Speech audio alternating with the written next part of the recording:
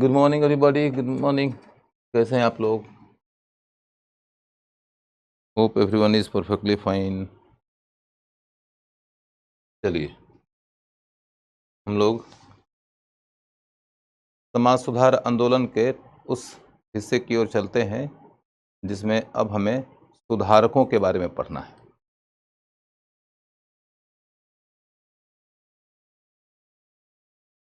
सुधारक, सुधार की प्रेरणा।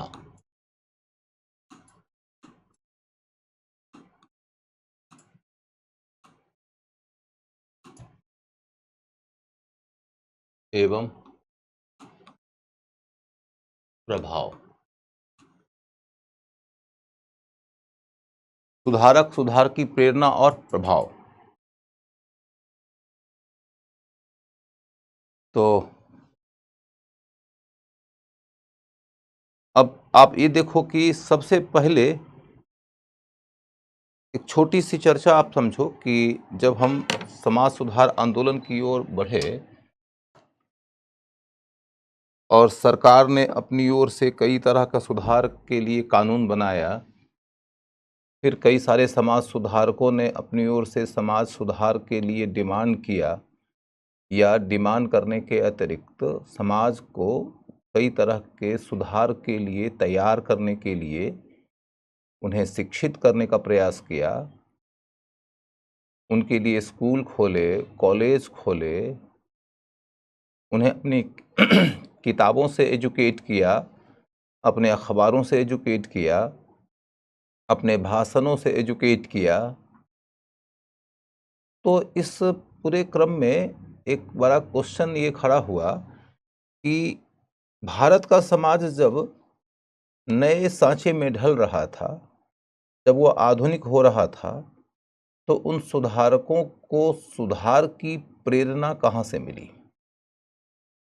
सुधारकों के सुधार की प्रेरणा के लिए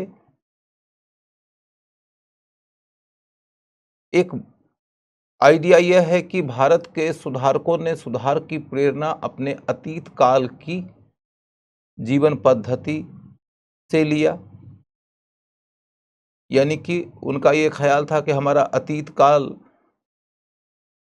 कई मायने में श्रेष्ठ था और हम बीच में भटक गए हैं और हमें फिर से अपने आप को बेहतर यदि बनाना है तो अतीत के ज्ञान कोश से, अतीत की श्रेष्ठ जीवन पद्धति से हमें बहुत कुछ सीखने की ज़रूरत है और उसी आधार पर हम अपने को बेहतर बना सकते हैं।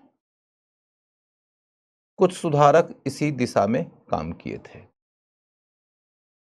कुछ सुधारक ऐसे थे जो कहते थे कि भारत का जो अतीत काल है उसमें कोई भी बात सीखने लायक नहीं है, उसमें कोई भी अच्छी बात नहीं है, उसे छोड़ दो, उसे छोड़कर आगे बढ़ो।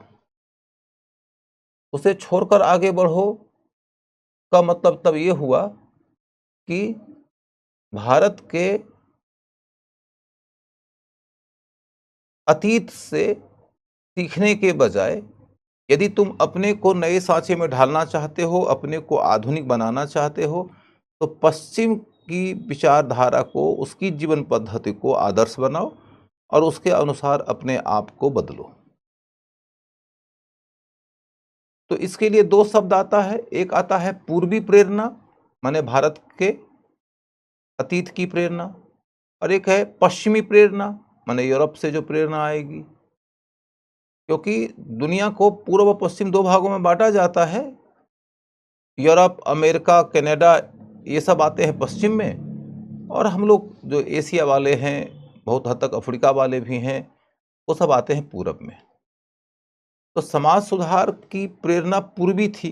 पूर्वी के लिए हिंदी में एक शब्द आता है प्राच्य, अंग्रेजी में उसको कहते हैं ओरिएंटल। तो पूर्वी या प्राच्य या ओरिएंटल एक ही है। तो पूर्वी प्रेरणा माने हमारे अतीत की प्रेरणा और पश्चिमी प्रेरणा माने यूरोप से जो प्रेरणा आ रही है।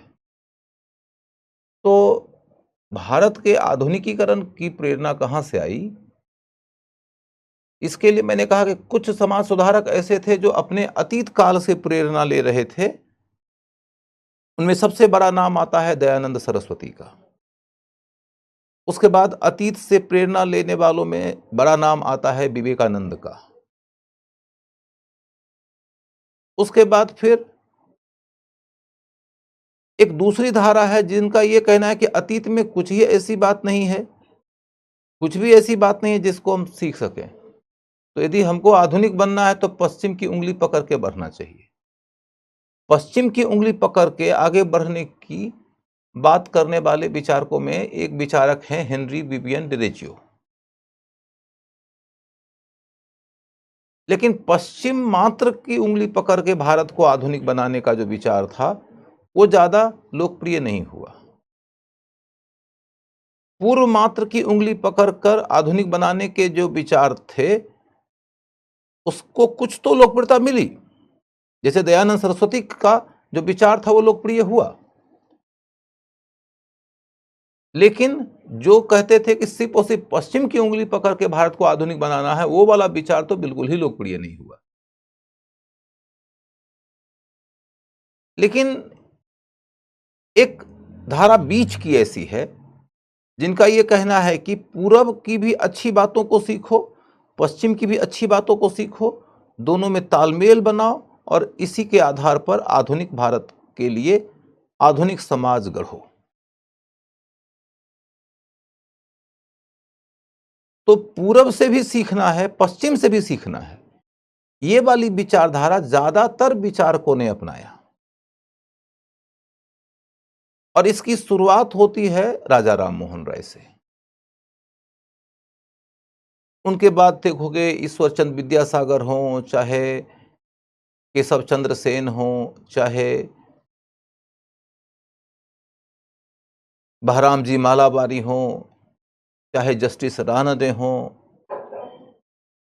ये सब ऐसे विचारक थे जो कह रहे थे कि हमें पूरब और पश्चिम दोनों के बीच में संयोग करना चाहिए। यहां पर एक पॉइंट और गौर करने लायक है कि वो सुधारक जो जाति व्यवस्था के दोष के कारण विशेष तौर पर बहुत खिन्न होते थे, उनके अंदर कुछ सुधारकों में, जिनमें सबसे बड़ा नाम ज्योतिबा फुले का आता है, वो पूरब से कुछ भी सीखने में इंटरेस्टेड नहीं दिखते, क्योंकि उनका ये ख्याल है कि भारत के मूल निवासी अनार्य थे और अनार्यों पे विदेशी हमलावर आर्यों ने जीत हासिल किया, जीत करके उनको शूद्र बना दिया और उसके बाद जो भारत की आर्य संस्कृति है वो सब संस्कृति विदेशी संस्कृति है और विजेता की संस्कृति है, बलपूर्वक शासन करने वाले की संस्कृति है और शोषणकारी, भेदभावकारी, दमनकारी संस्कृति है। तो ज्योतिबा फुले भारत के अतीत से सीखने में ज्यादा इंटरेस्टेड नहीं दिखते, उन्हें भी पश्चिम ही की प्रेरणा से आधुनिक भारत के निर्माण का विचार अपील करता है। लेकिन यदि आप श्री नारायण गुरु में जाएंगे जो केरल के सुधारक थे, वो ऐसा नहीं करते। उन्हें पश्चिम से कुछ सीखने को मिलता है तो सीखते हैं। उन्होंने बड़ा ही एक मौलिक सा अल्टरनेटिव दिया। उन्होंने ऐसे मंदिरों का निर्माण करना शुरू कर दिया जिन मंदिरों में सभी के लिए दरवाजा खुला होगा, क्योंकि दक्षिण भारत में मंदिरों में शूद्र पृष्ठभूमि वाले लोगों का प्रवेश वर्जित था। तो उन्होंने एक ऐसा अल्टरनेटिव दिया जिसका मूल चरित्र भारतीय ही था। थोड़ा थोड़ा पश्चिम से सीखने के लिए तैयार थे, लेकिन भारतीय चरित्र के अंतर्गत उन्होंने एक मौलिक सा विकल्प दे दिया कि भाई हम ऐसे मंदिर बना देंगे जिन मंदिरों में सबका प्रवेश होगा। पुराने मंदिर जिसमें कि शूद्रों को प्रवेश नहीं दिया जाता है, तो ठीक है, तुमको यदि हमको प्रवेश नहीं देना है तो हम इसका विरोध जारी रखेंगे कि आखिर प्रवेश क्यों नहीं दोगे, लेकिन इसके समानांतर हम दूसरा मंदिर बना देंगे, उस मंदिर में सब लोग आ सकते हैं। जब आप डॉक्टर भीमराव अंबेडकर में जाएंगे तो आपको उनमें एक अलग बात नजर आएगी। डॉक्टर भीमराव अंबेडकर आधुनिकीकरण के लिए पश्चिम से सीखने की बात को लेकर सहज हैं। पश्चिम से बहुत कुछ सीखते हैं और बहुत सारी बातें अपनाते हैं, लेकिन इसके अलावे उन्होंने ये कहा कि हिंदुस्तान के जो दलित समाज के लोग हैं, उन समाज के लोगों का उद्धार तब तक नहीं हो सकता है जब तक कि जाति प्रथा खत्म नहीं होगी, और जाति प्रथा खत्म करना हिंदू समाज के लिए संभव नहीं है। अतः उन्होंने ये कह दिया कि मैं हिंदू के रूप में जन्मा हूं, इस पर मेरा जोर नहीं था, लेकिन मैं हिंदू के रूप में मरूंगा नहीं, इस पे मेरा नियंत्रण है। और तब उनके सामने में विकल्प आया कि हम कौन से धर्म को अपनाएं।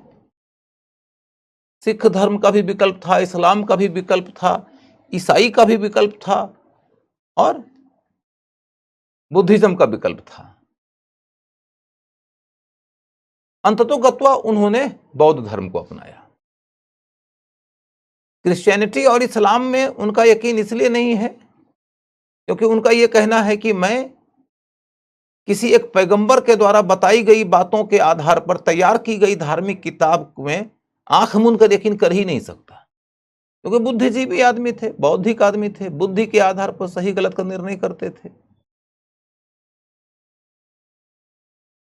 बुद्धि के आधार पर सही गलत का निर्णय करने वाला आदमी किसी भी किताब में कही गई सारी बातों को आंख मूंद कर इसलिए स्वीकार कर ही नहीं सकता कि यह बात भगवान की बात है, और पूछेगा कि भगवान की बात है ये तुम कैसे जानते हो, तो बोलेगा कि पैगंबर ने बताया है। बोला ना, इस सब बात पर विश्वास नहीं करता मैं, तर्क से सिद्ध करो कि ये बात सही है कि गलत है। यदि तर्क की कसौटी पर बात खरी नहीं उतरेगी तो चाहे कुरान में कही गई हो, चाहे बाइबल में कही गई हो, मैं नहीं मानूंगा। वेद की आलोचना तो पहले से कर रहे थे वो। इसीलिए उन्होंने अंत में बुद्धिज्म अपनाया, क्योंकि गौतम बुद्ध का नाम सिद्धार्थ गौतम है। सिद्धार्थ गौतम बुद्ध कहलाए ही इसीलिए क्योंकि उनकी बातें बुद्धि आधारित है, तर्क आधारित है।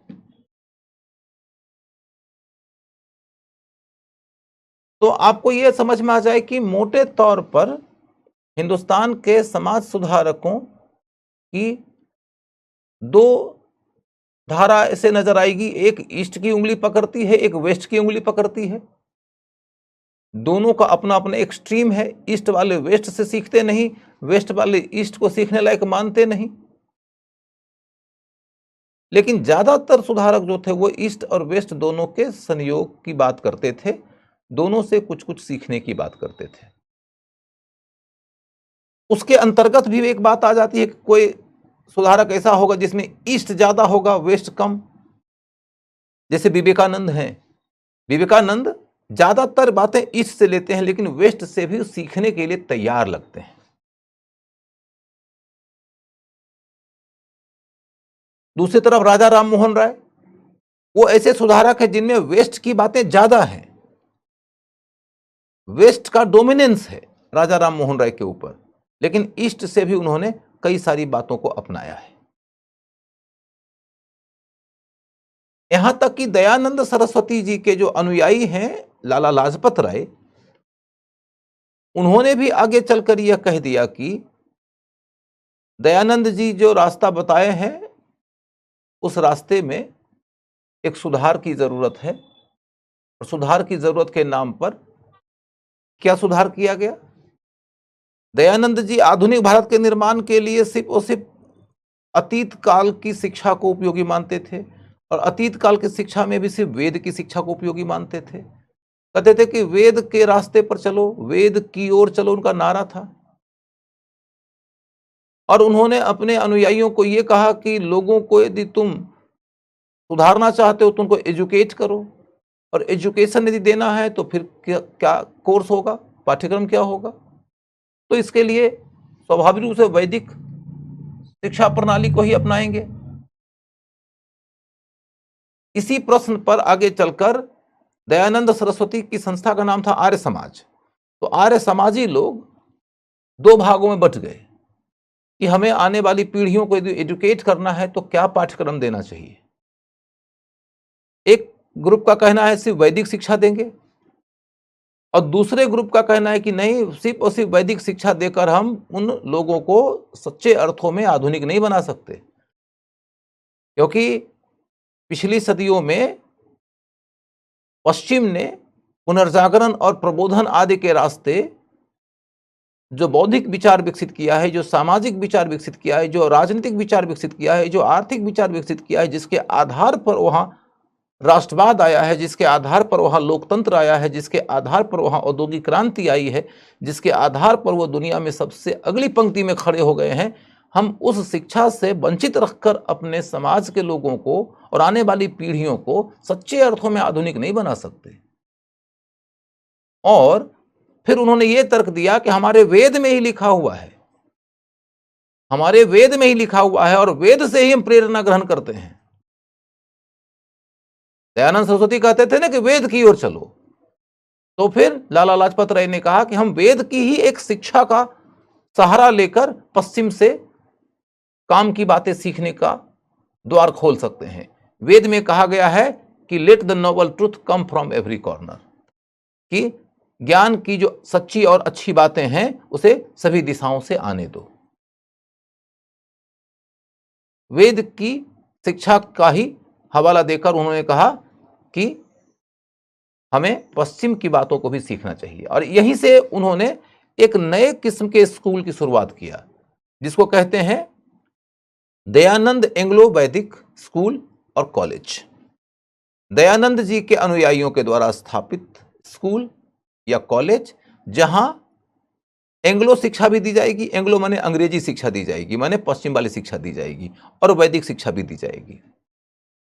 दयानंद जी के अनुयायियों के द्वारा स्थापित वो कॉलेज, वो स्कूल, जहां पर कि वैदिक और इंग्लिश दोनों तरह की शिक्षाएं दी जाएंगी, इंग्लिश माने पश्चिमी, दोनों तरह की शिक्षाएं दी जाएगी। इसी से निकला डीएवी। आप लोग अपने हर शहर में डीएवी का कोई स्कूल और कॉलेज कुछ न कुछ जरूर देखा होगा या सुना होगा। डीएवी की शुरुआत लाला लाजपत राय, लाला हंसराज जैसे आर्य समाजी लोगों ने किया था, जो दयानंद जी के अनुयायी थे। और दयानंद जी ने शुरू में वैदिक शिक्षा की बात किया था, लेकिन उनके अनुयायियों में दो फांक हो गया, दो खेमा खड़ा हो गया। एक का कहना था कि हम बच्चों को सिर्फ वैदिक शिक्षा देंगे। सिर्फ वैदिक शिक्षा देने की बात करने वाले लोगों में स्वामी श्रद्धानंद थे। स्वामी श्रद्धानंद जी ने अपने विचार के मुताबिक हरिद्वार में एक संस्था खोला, जिसका नाम है गुरुकुल कांगड़ी। गुरुकुल कांगड़ी ये वाली धारा आगे नहीं बढ़ पाई, क्योंकि सच्चे अर्थों में आपको भी यदि कोई कहे कि अपने बच्चे को एजुकेट करना चाहते हो, तो तुम अपने बच्चे को क्या सिर्फ और सिर्फ वैदिक शिक्षा देकर संतुष्ट हो पाओगे? वैदिक शिक्षा महान है, मैं मानता हूं, मैं जानता भी हूं, लेकिन वैदिक शिक्षा इतनी महान नहीं हो सकती है कि वो हमारी 21वीं शताब्दी की सारी जरूरतों की पूर्ति कर दे। 21वीं शताब्दी की सारी जरूरतों की पूर्ति करने के लिए वैदिक शिक्षा पर्याप्त है। इस तरह की बातें सिर्फ ढोल पीटने वाले करते हैं, जो व्हाट्सएप फॉरवर्डेड के आधार पर अपनी शिक्षा हासिल करते हैं। क्योंकि बीच में जो इतनी सदियां बीती हैं, उन सदियों के दौरान भारत और दुनिया के तमाम विद्वान और तमाम विचारक और तमाम वैज्ञानिक और तमाम प्रकार के जो संत और पुरोधा हुए हैं, क्या वो सबके सब हाथ पे हाथ धरे बैठे रहे थे? नहीं भैया, हर दौर में, हर युग में, हर सदी में, हर दशक में कुछ महापुरुष होते हैं, हर देश में कुछ महापुरुष होते हैं, और सीखने की घड़ी आएगी तो हम दसों दिशाओं से ज्ञान की उस धारा को अपने यहां आने देंगे। हमारा तो कॉन्स्टिट्यूशन भी जब बना था, तो कॉन्स्टिट्यूएंट असेंबली के दौरान 54 देशों के संविधानों के ऊपर विमर्श हुआ था, तब जाकर हमारा संविधान का अंतिम स्वरूप तैयार हुआ था। हमारे देश में केशवानंद भारती केस का नाम आपने सुना होगा।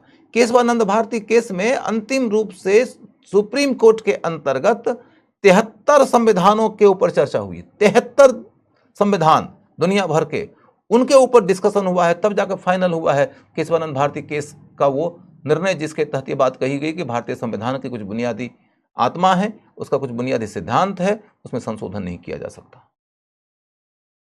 तुम गौर करके देखो कि हम सीखने के लिए हमेशा ही उदार रहे हैं, और जो सीखने के लिए उदार होता है वही आगे बढ़ता है। उसे अपने अतीत से भी सीखना है, उसे अपने वर्तमान से भी सीखना है, उसे दुनिया के दूसरे देशों से भी सीखना है। जो जितने बड़े दायरे से सीखेगा वो उतना ज्यादा सीखेगा। तो समाज सुधारकों के अंतर्गत ज्यादा प्रमुख धारा यही थी।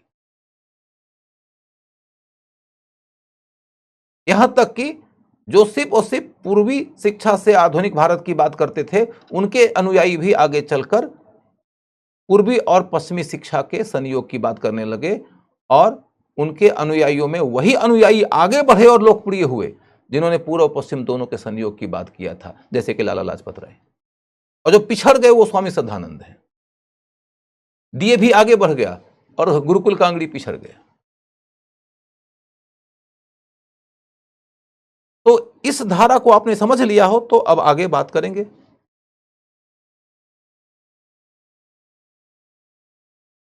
रजनीश राज सर का क्लास बार बार कैंसिल क्यों हो जाता है यार? कैंसिल कहाँ हो रहा है? मैं तो क्लास ले ही रहा हूं यार।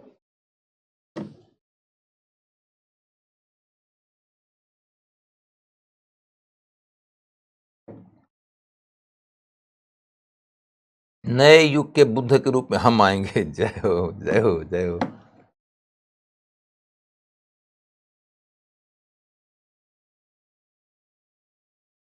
हिंदू के लिए वेद की पूरक संविधान को बोल सकते हैं ना भैया? संविधान किसी धर्म ग्रंथ का पूरक नहीं है। तुम लोग इस बात को समझो बच्चों, लॉ और संविधान किसी धर्म ग्रंथ का विकल्प नहीं हो सकता है। धर्म ग्रंथों में आपको आध्यात्म की शिक्षा दी जाती है। संविधान आध्यात्मिक शिक्षा देने वाली पुस्तक नहीं है। धर्म ग्रंथों में आपको नीति की शिक्षा दी जाती है, एथिक्स की, इंटीग्रिटी की, वैल्यू की। संविधान एथिक्स, इंटीग्रिटी और वैल्यू की शिक्षा देने वाली किताब नहीं है। संविधान आपके देश का सुप्रीम लॉ है, सर्वोच्च कानून है, और कानून के अंतर्गत आपको कहीं कहीं ही ड्यूटी जैसा प्रावधान होता है, और वो भी बहुत ही बुनियादी किस्म की ड्यूटी होते हैं। जबकि धर्म ड्यूटी प्रधान शिक्षण है, उसमें दायित्व ही की प्रधानता होती है। यदि एक आदमी स्विमिंग पूल के पास लेटा हुआ है और उसके सामने एक बच्चा स्विमिंग पूल में डूब गया और मर गया, और उस आदमी ने उसे नहीं बचाया जबकि वो बचा सकता था, तो कानून उसे सजा नहीं देगा, क्योंकि कानून के मुताबिक उसने तो नहीं डुबाया ना, वो बचा सकता था, बचाया नहीं। लेकिन कानून इसके लिए सजा दे ही नहीं सकता। कानून सजा तब देगा जबकि वो इसे डुबाने के लिए जिम्मेदार होता, या तब सजा देगा जबकि वो वहां का इंस्ट्रक्टर होता। यदि वो एक सामान्य आदमी है, वो स्विमिंग पूल में नहाने आया है, वो एंजॉय कर रहा है, उसकी संवेदना पे कोई फर्क नहीं पड़ता इस बात से कि कोई बच्चा डूब गया और मर गया, तो कानून इसकी सजा नहीं देगा। लेकिन यदि तुम धर्म ग्रंथ की ओर जाओगे तो धर्म ग्रंथ कहेगा कि ईश्वर है और वो तुमको इसकी सजा जरूर देगा। धर्म ग्रंथ इसे पाप कहेगा। धर्म ग्रंथ इसके लिए ईश्वरीय दंड का विधान बताएगा।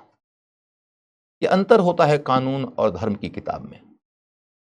तो तुम वेद को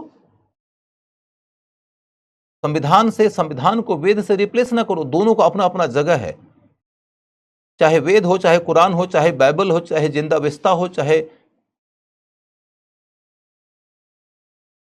आदि ग्रंथ हो, इन सारी पुस्तकों का अपने अपने जगह पर स्थान है, इनकी उपयोगिता है, उसको रिप्लेस करने की जरूरत नहीं है। चलो अब आगे बढ़ते हैं। अब लिखते हैं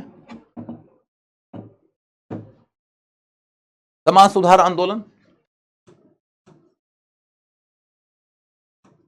सुधार आंदोलन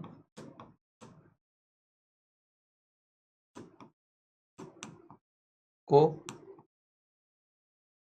बल देने वाले कारक।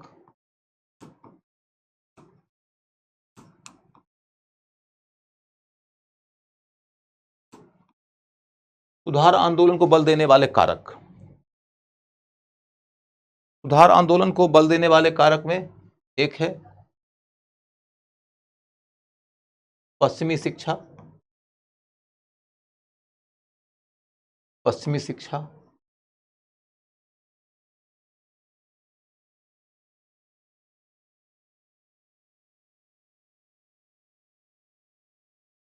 दूसरा है अतीत की शिक्षा,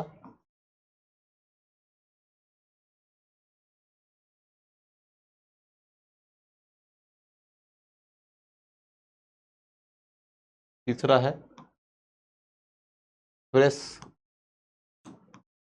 अखबार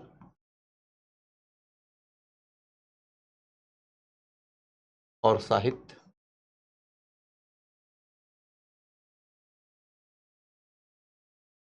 प्रेस, अखबार और साहित्य।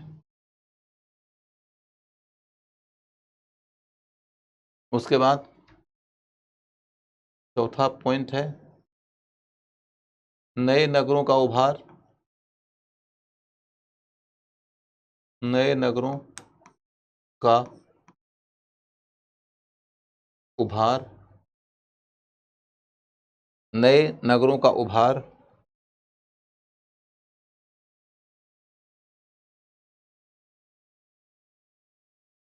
पुराने शासक वर्ग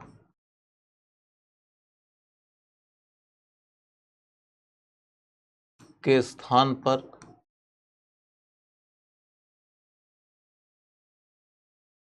पुराने शासक वर्ग के स्थान पर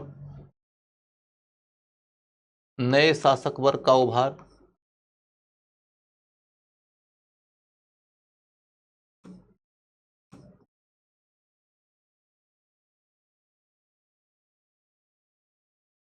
नए शासक वर्ग का उभार,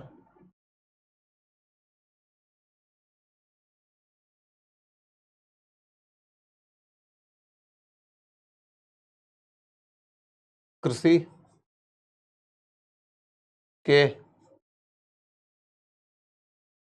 वाणिज्यिकीकरण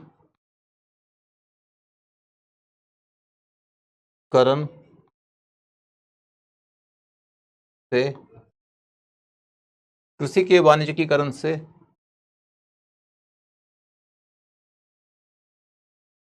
प्रभावित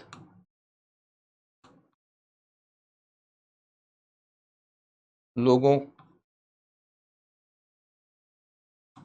का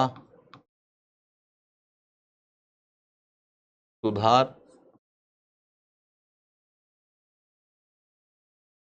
कृषि के वाणिज्यिकीकरण से प्रभावित लोगों का सुधार। ये प्रमुख कारक हैं जिनके रास्ते आधुनिक भारत में सुधार का कार्य हुआ।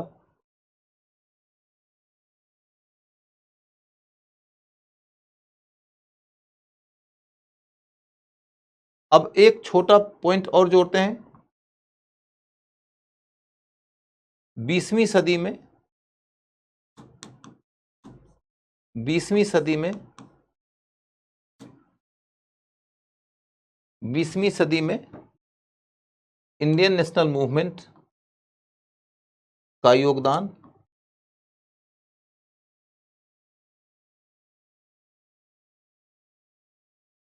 और लोकतांत्रिकरण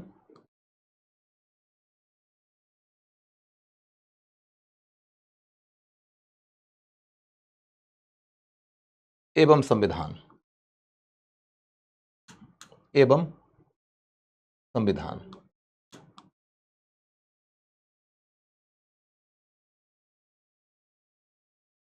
इतने कारक हैं जिनके रास्ते आधुनिक भारत का सामाजिक सुधार कार्यक्रम आगे बढ़ा। अब इसको अलग से एक्सप्लेन करने की कोई खास जरूरत नहीं है, आप सबके बारे में पीछे से पढ़ते ही गए थे।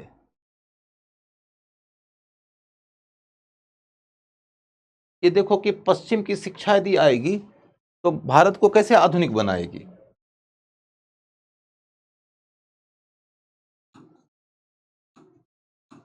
पश्चिमी शिक्षा के बारे में तुम विचार करके देखो।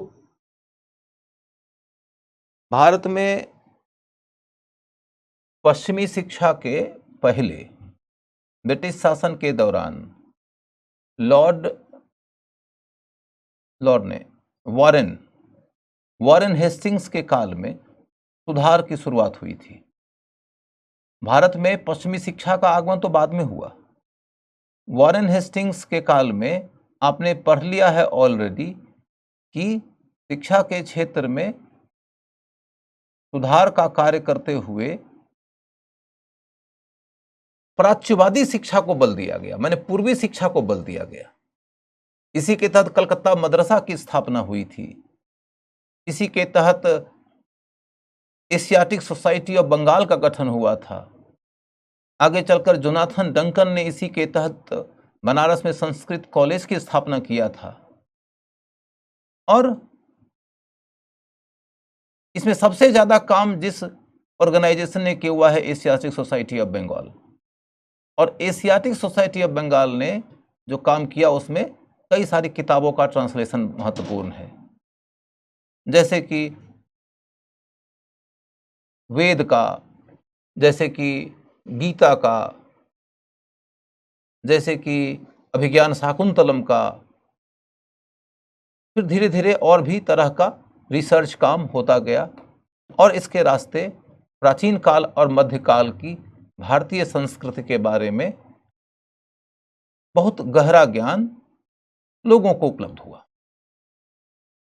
और जब भारतीय लोगों के सामने प्राचीन काल के ज्ञान का खजाना फिर से उभरा तो उस खजाने ने भारतीयों को ये बताया कि तुम्हारी संस्कृति में क्या क्या श्रेष्ठ तत्व है, क्या क्या महान बातें हैं। तो इनके शोध कार्य ने भारतीयों को अपनी संस्कृति की श्रेष्ठता से भी अवगत कराया है। हम उसकी चर्चा 1 मिनट के बाद करेंगे।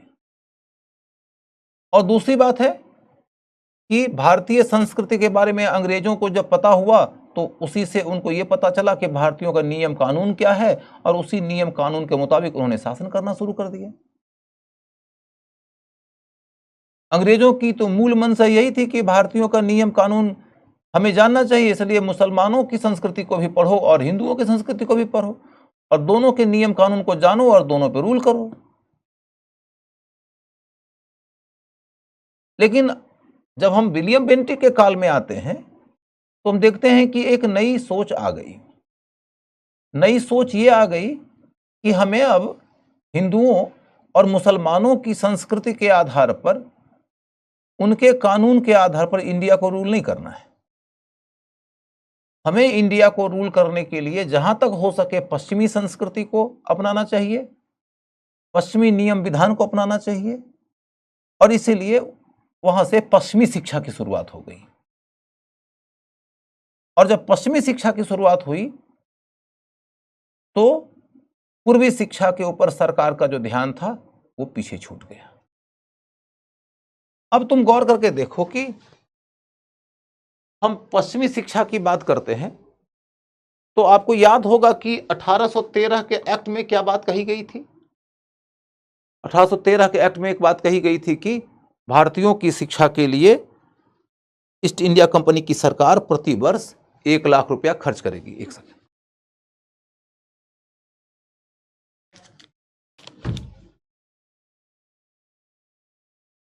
भारतीयों की शिक्षा के लिए ईस्ट इंडिया कंपनी की सरकार प्रति वर्ष 1 लाख रुपया खर्च करेगी।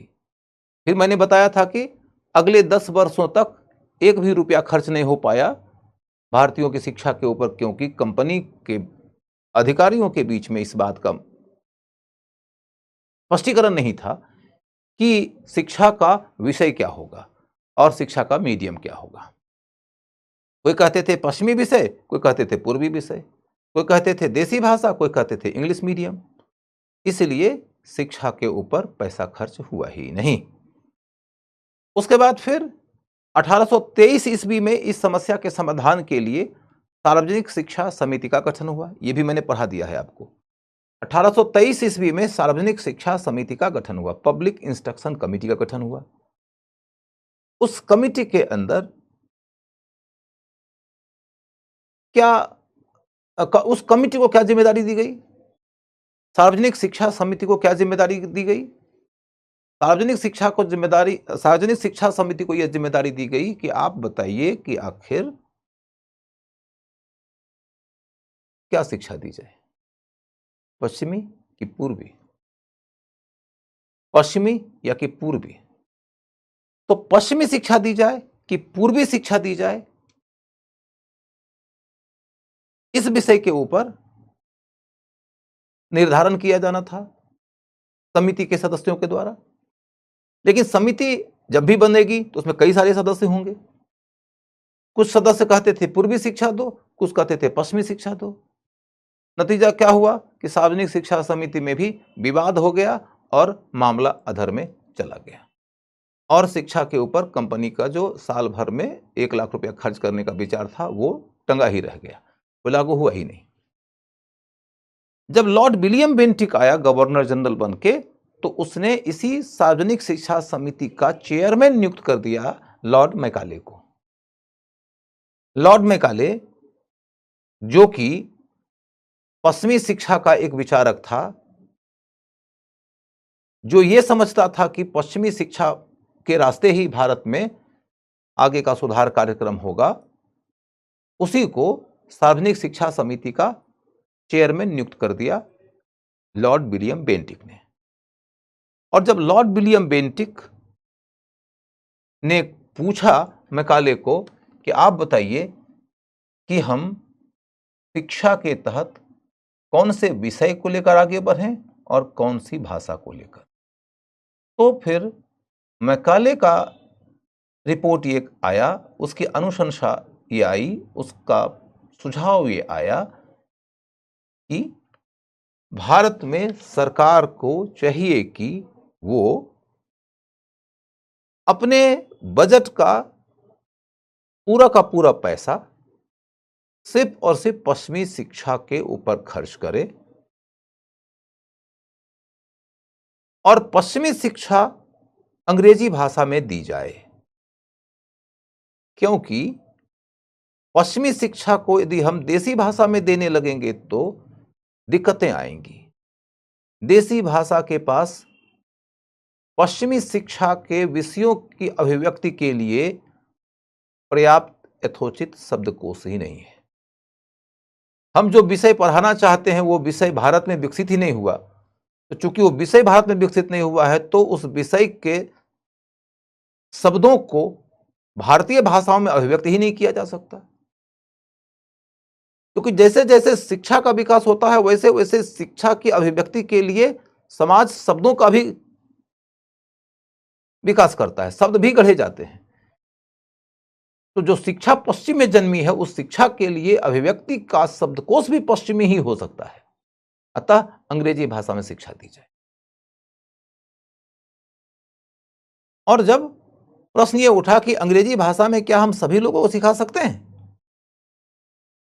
तो लॉर्ड मैकाले ने कहा कि हमारा उद्देश्य ये नहीं है कि हम सरकार की ओर से हिंदुस्तान के जन जन को पश्चिमी शिक्षा अंग्रेजी मीडियम में दें। हमारा उद्देश्य है कि हम ऊपर के कुछ लोगों को पश्चिमी शिक्षा देंगे, इंग्लिश मीडियम में शिक्षा देंगे, और वो लोग फिर अपने से नीचे वाले को एजुकेट करेंगे, और फिर वो लोग अपने से नीचे वाले को करेंगे, फिर वो लोग अपने से नीचे वाले को करेंगे, और इस तरीके से शिक्षा छन छन कर नीचे की ओर जाती रहेगी। शिक्षा छन छन कर नीचे की ओर जाती रहेगी। इसको कहते हैं डाउनवर्ड फिल्ट्रेशन, नीचे की ओर छन छन कर शिक्षा का निचले ग्रुप तक पहुंच जाना। लेकिन तब प्रश्न यह उठा कि सरकार नीचे की ओर शिक्षा के फिल्ट्रेशन को, विप्रवेशन को, अधोमुखी निस्यंदन को, नीचे की ओर प्रवाह को सुनिश्चित करने के लिए क्या शिक्षा के क्षेत्र में काम कर रहे समाज सेवियों को अनुदान देगी? तो मैकाले ने कहा कि नहीं, हम अनुदान भी नहीं देंगे। तो सीधा सीधा सवाल ये उठता है कि ऊपर के कुछ लोग को सरकार एजुकेट कर देगी, नीचे के लोगों को कौन एजुकेट करेंगे? तो समाज के लोग करेंगे, समाज सेवी करेंगे। और समाज सेवियों को एजुकेट करने के लिए, समाज सेवी यदि लोगों को शिक्षा देना चाहते हैं तो ऐसा कार्य करने के लिए पैसे की जरूरत पड़ेगी। पैसा कहां से लाएंगे? मतलब पैसा का इंतजाम भी समाज करेगा। यानी सरकार ने अपनी जिम्मेदारी नहीं स्वीकार किया, पल्ला झाड़ लिया। सरकार का कहना है कि हमारा काम सिर्फ मुट्ठी भर ऊपर के लोगों को एजुकेट करने का है। और इस मामले में देखिएगा तो प्राचीन काल से लेकर मध्य काल तक की जितनी सरकारें हुई थी, उन सभी सरकारों से सबसे घटिया सरकार इसी ने दिया, जिसने यह कह दिया कि हमारा काम मुट्ठी भर ऊपर के लोगों को शिक्षित करने का है और नीचे के लोगों को शिक्षित करने का काम समाज के लोगों का है, और हम समाज के लोगों को ऐसा कार्य करने के लिए बढ़ावा देने हेतु आर्थिक सपोर्ट भी नहीं करेंगे। जबकि प्राचीन काल में राजा लोग भूमि अनुदान किया करते थे। मध्यकाल में भी राजा लोग मिल्क इनाम इदरार आदि दिया करते थे। यूरोप में भी इस तरह का काम करने का दायित्व तो बहुत हद तक चर्च के ऊपर होता था, तो चर्च को राजा लोग जागीर दिया करते थे, और इन सब से होने वाली आमदनी से ये लोग समाज के लिए सेवा का काम करते थे, जिसमें कि शिक्षा भी एक कार्य हुआ करता था। तो कुल मिलाकर आप देखोगे कि लॉर्ड मैकाले ने जो अनुशंसा दिया, जिसके आधार पर लॉर्ड विलियम बेंटिक की शिक्षा की नीति तय हुई, उसे हम क्या कहते हैं? तो लॉर्ड विलियम बेंटिक ने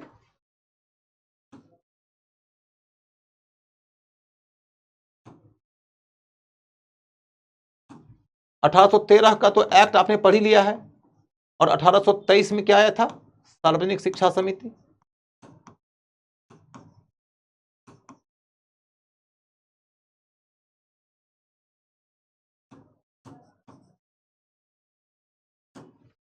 और 1835 में क्या आया? मैकाले की अनुशंसा।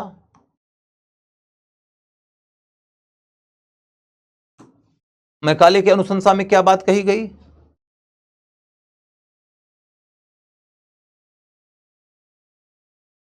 पश्चिमी विषय,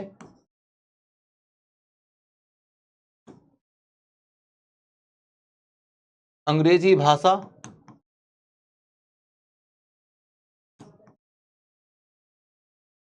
पश्चिमी विषय, अंग्रेजी भाषा,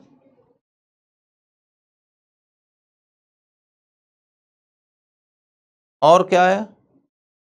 पश्चिमी विषय, अंग्रेजी भाषा और अधोमुखी निस्यंदन।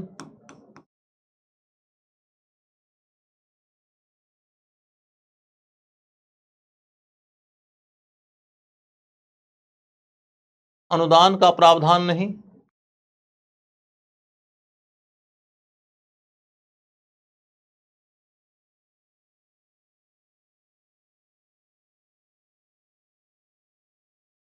अनुदान का प्रावधान नहीं।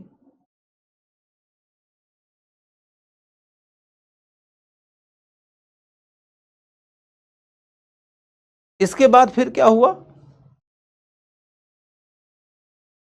कि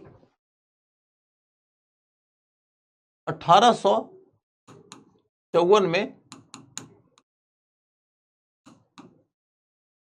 वुड्स डिस्पैच आया। वुड्स डिस्पैच आया।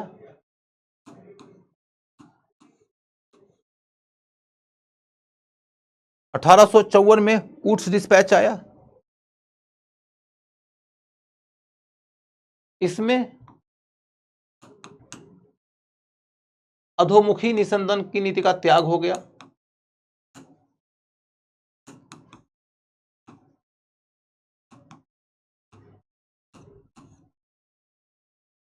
की नीति का त्याग हो गया।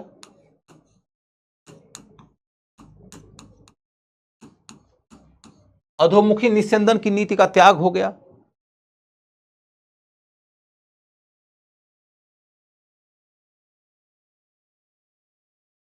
इसमें अधोमुखी निस्यंदन की नीति का त्याग हो गया, जिसमें क्या हुआ कि ये सरकार ने कह दिया कि ठीक है भैया, हम अपने से समाज के सभी वर्गों के लोगों को शिक्षा देंगे। सरकार ने सार्वजनिक शिक्षा देने की जिम्मेदारी को स्वीकार किया, सार्वजनिक शिक्षा की जिम्मेदारी को स्वीकार कर लिया। सरकार ने अनुदान देने की जिम्मेदारी को भी स्वीकार कर लिया। आपको याद होगा, हमने उर्स डिस्पैच आपको अलग से पढ़ा रखा है, उर्स डिस्पैच अलग से पढ़ा रखा है।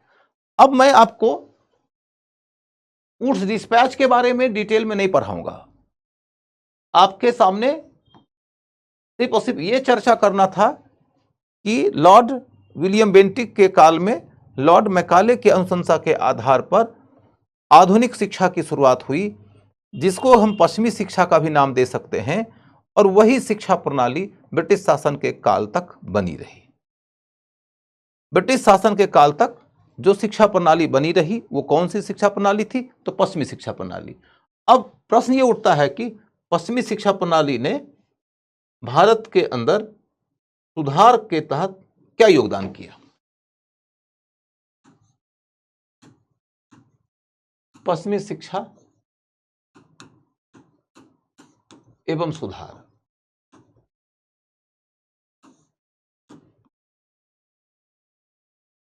पश्चिमी शिक्षा और सुधार के तहत चलकर देखोगे तो तुमको ये बात समझ में आए कि इससे यूरोप के आधुनिक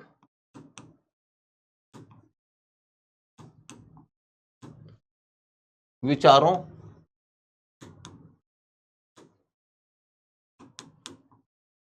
का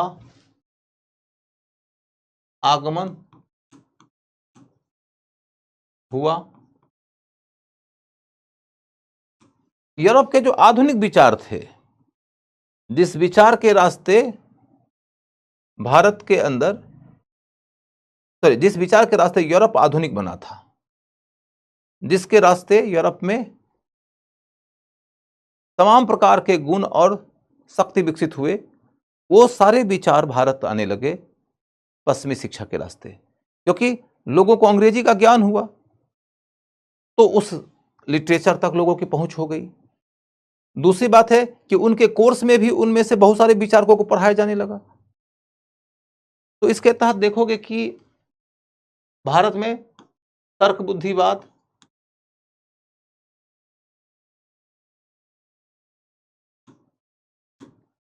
की शिक्षा मजबूत हुई, तर्क बुद्धिवाद की शिक्षा मजबूत हुई। फिर देखोगे कि भारत के अंतर्गत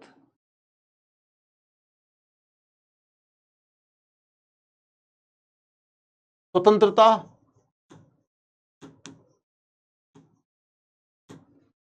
समानता,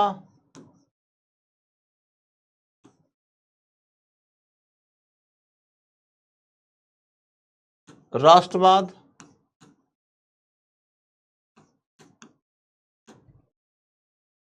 लोकतंत्र,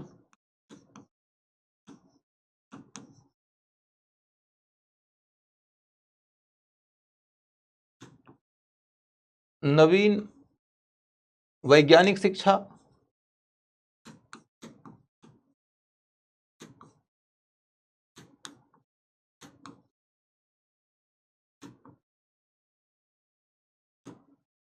आदि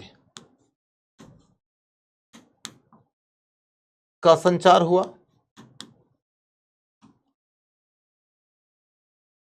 तो पश्चिमी शिक्षा जब भारत में आती है तो उसके रास्ते तर्क बुद्धिवाद आ जाएगा।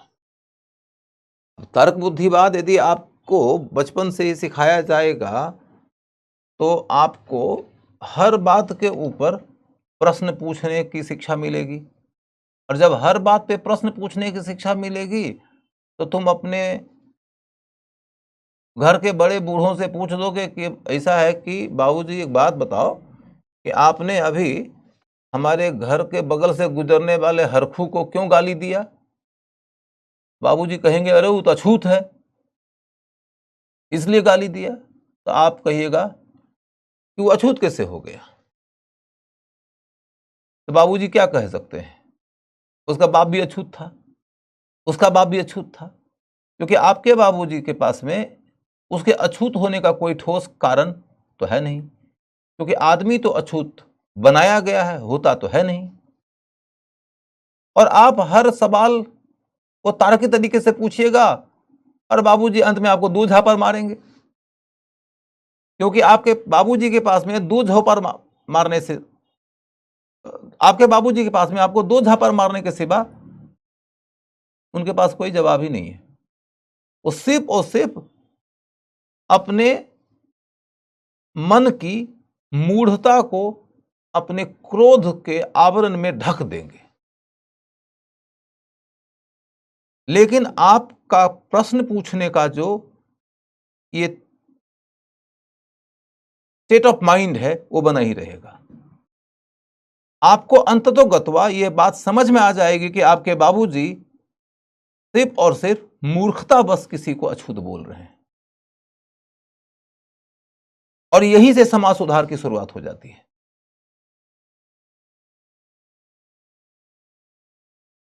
जब आप तर्क और बुद्धि की शिक्षा ले लेंगे तो आपके मन में एक प्रश्न उठेगा कि उस औरत के पति की मृत्यु हो गई है, यह दुर्भाग्य की बात है, अब उस औरत को उस मृत व्यक्ति की चिता पे जलाया क्यों जा रहा है? आपके घर वाले कहेंगे कि इसलिए क्योंकि पति परमेश्वर होता है और उसका परमेश्वर मर गया। तो आपके दिमाग में तत्काल एक प्रश्न उपजेगा कि क्या परमेश्वर ही मर सकता है? जो मर गया वो परमेश्वर किस काम का? जो परमेश्वर होगा वो मरेगा नहीं, जो मरेगा वो परमेश्वर नहीं है। आपके दिमाग में यह बात उठ जाएगी, जो मर गया वो परमेश्वर नहीं, जो परमेश्वर है वो मर नहीं सकता। दूसरी बात, आप कहिएगा कि वो एक साधारण आदमी था, वो मर गया। फिर घर वाले आपको तर्क देंगे कि अरे ये औरत को उसी की चिता पे जला देंगे ना तो फिर दोनों अगले लोक में जाके मिल जाएंगे। आप कहिएगा कि मिल जाएंगे, इस बात की गारंटी क्या है? आप तर्क से सवाल पूछिएगा, आपके सवालों को कोई जवाब नहीं होगा, अंत में आपके घर वाले कह देंगे ये पापी हो गया है, अधर्मी हो गया है, नरक जाएगा। आपको लगेगा कि आपके घर वाले बकवास कर रहे हैं। लेकिन यदि आप तर्क और बुद्धि की शिक्षा लेने के बजाय धर्म ग्रंथों की शिक्षा लेकर आए होते तो आप अपने घर वालों के साथ ही सुर में सुर मिला रहे होते कि हां कर दो सती, जला दो पति की चिता के ऊपर, क्योंकि पति परमेश्वर होता है और परमेश्वर मर गया है तो पति की चिता पे जलेगी तो फिर से वो परमेश्वर को प्राप्त कर लेगी। आप क्या बात करेंगे वो इस पर निर्भर करता है कि कौन सी शिक्षा लेकर आए हैं। तर्क और बुद्धि के आधार पर हासिल की गई शिक्षा तमाम परंपराओं और रीतियों और रिवाजों और उसकी मूर्तों और जड़ताओं की लंका लगा देती है। तो ये समझो कि तर्क और बुद्धिवाद की शिक्षा के कारण समाज सुधार को कैसे दिशा मिल रही है, क्योंकि तर्क और बुद्धिवाद नहीं, वो प्रश्न खड़ा किया परंपराओं के ऊपर। परंपराओं पे प्रश्न नहीं खड़ा होगा तो क्या सुधार की दिशा शुरू होगी? कभी नहीं हो सकती। ये कहानी है। उसके बाद इसमें देखो स्वतंत्रता का विचार आ गया। स्वतंत्रता का विचार महिला की स्वतंत्रता, चाहे पिछड़ी जाति के अछूत समाज के लोगों की स्वतंत्रता से लेकर डेमोक्रेसी तक, पूंजीवाद तक चली जाती है। ये जो विचार की धारा है वो बहते चली जाती है। शुरुआती दौर में स्त्रियों के अधिकार से मामला शुरू हुआ, फिर पिछड़ी जातियों के अधिकार का मामला आगे बढ़ा, उसके बाद ये आ गया कि आर्थिक स्वतंत्रता होनी चाहिए, तो पूंजीवाद क्या है? आर्थिक स्वतंत्रता का विचार। उसके बाद फिर राजनीतिक स्वतंत्रता का विचार, यही उदारवाद है, यही लोकतंत्र है। स्वतंत्रता का विचार एक बार उभरता है तो वह लोकतांत्रिक व्यवस्था के निर्माण तक चला जाता है। सर जब परमेश्वरी मरती है तो परमेश्वर को भी जलना था ना। अर्चना यादव, नहीं वो परमेश्वरी है ही नहीं, तो दासी है, परमेश्वरी नहीं है वो। मतलब ये इतिहासकार जो बोलेगा वो तो धर्मशास्त्रों में लिखी गई बातों के आधार पर बोलेगा। धर्मशास्त्रों में कहीं किसी ने स्त्री को परमेश्वरी कहा ही नहीं। पति परमेश्वर है, पत्नी तो दासी है, पत्नी तो सेविका है, पत्नी तो शिष्या है, अधिक से अधिक दर्जा यदि है तो पत्नी सखा है। समझ गए? पति और पत्नी के बीच के संबंधों के बारे में हमारे धर्मशास्त्रों में जो बातें कही गई है उनके अंतर्गत पत्नी क्या है, तो पत्नी दासी है, पत्नी शिष्या है, और अधिक से अधिक क्या है, तो सखा है, मित्र है। लेकिन पति के लिए जो अधिकतम दर्जा है वो ये है कि वो पति ही परमेश्वर है। तो इसीलिए स्त्रियां सती होती थी, पति सती नहीं होते थे। तो आपके दिमाग में यह प्रश्न उठ सकता है कि आखिर ऐसा क्यों? तुम जब तर्क और बुद्धि से सोचने लगोगी तो तुम कह सकती हो कि पति परमेश्वर तो पत्नी भी परमेश्वरी। लेकिन ये तर्क और बुद्धिवाद का कमाल है कि तुम्हारे दिमाग में इस तरह की बातें उपजने लगती है। अन्यथा सदियां बीत गई, सहस्राब्दियां बीत गई, प्रश्न नहीं उठे। समझ गए?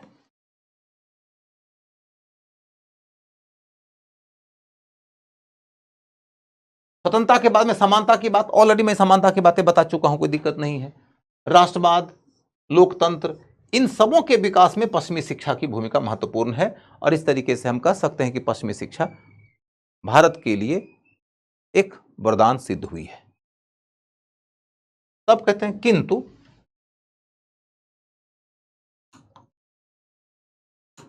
इसकी सीमा क्या है? इसकी सीमा क्या है?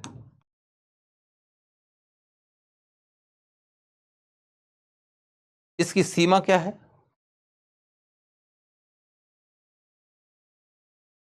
नंबर एक, इसकी सीमा है कि शिक्षा का प्रसार कम हुआ, शिक्षा का प्रसार कम हुआ।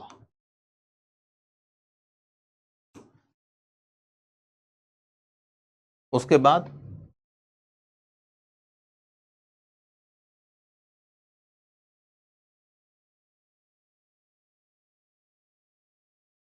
पश्चिमी शिक्षा में भी गणित, विज्ञान एवं अन्य व्यावसायिक विषयों की शिक्षा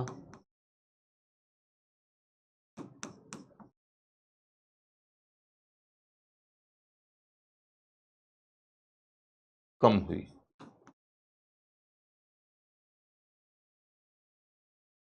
अन्य व्यावसायिक विषयों की शिक्षा कम हुई, अन्य व्यावसायिक विषयों की शिक्षा कम हुई। उसके बाद अन्य व्यावसायिक विषयों की शिक्षा कम हुई। इसके बाद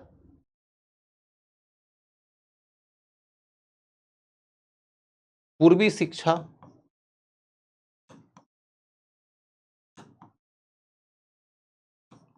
के श्रेष्ठ तत्वों की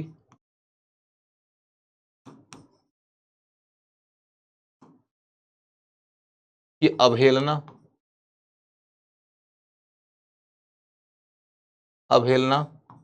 घातक हुई।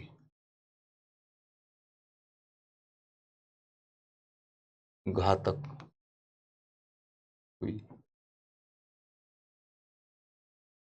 पूर्वी शिक्षा के श्रेष्ठ तत्वों की अवहेलना घातक हुई।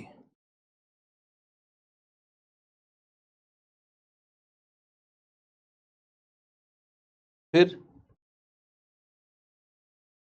भारतीयों का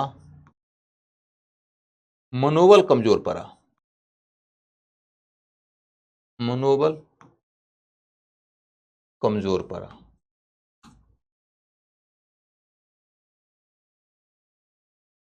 भारतीयों का मनोबल कमजोर पड़ा।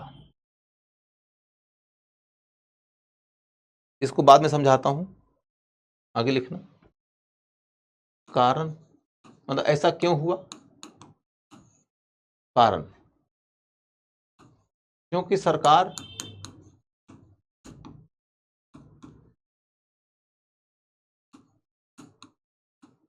सरकार साम्राज्यवादी थी।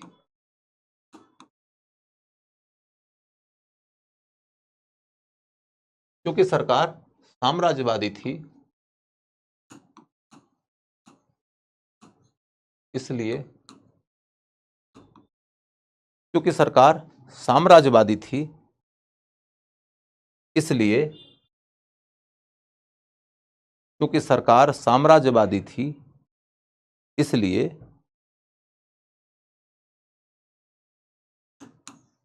शिक्षा का बजट कम हुआ।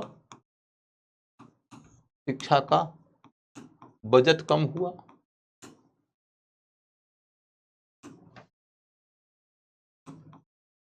व्यवसायिक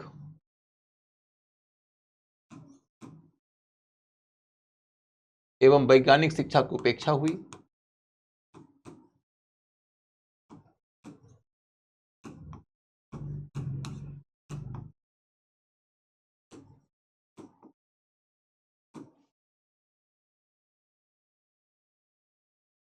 अतीत की महत्ता से भारतीयों को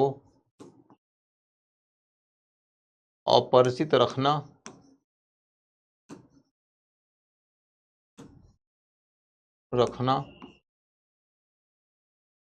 और उनके मन में पश्चिम का महिमा मंडन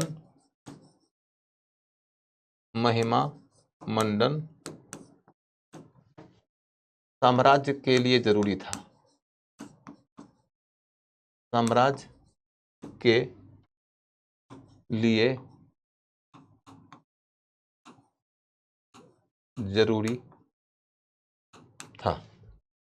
अतीत की महत्ता से भारतीयों को अपरिचित रखना और उनके मन में पश्चिम का महिमा मंडन साम्राज्य के लिए जरूरी था। ठीक है। आदर्श यादव जी, ऐसे में नोट्स सही नहीं बन पा रहा है तो मैं क्या कर सकता हूं? नोट्स बनाना आपका काम है, मैं पढ़ा रहा हूं, आप नोट्स बनाते रहिए।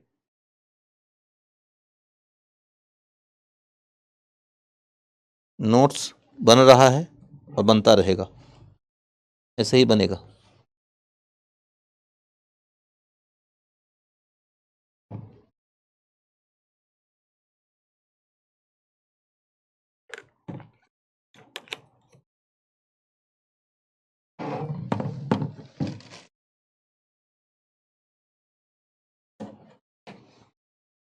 तो अब देखो कि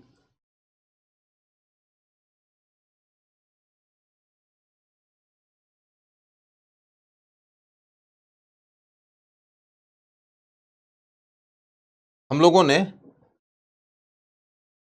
आज के क्लास में पहले 15-20 मिनट तक यह डिस्कस किया कि भारत में जो समाज सुधार का काम हुआ है उस सुधार की प्रेरणा कैसी थी। तो प्रेरणा के स्रोत के तौर पर हमने बताया, कुछ ने कहा ईस्ट, कुछ ने कहा वेस्ट, ज्यादातर ने कहा ईस्ट एंड वेस्ट।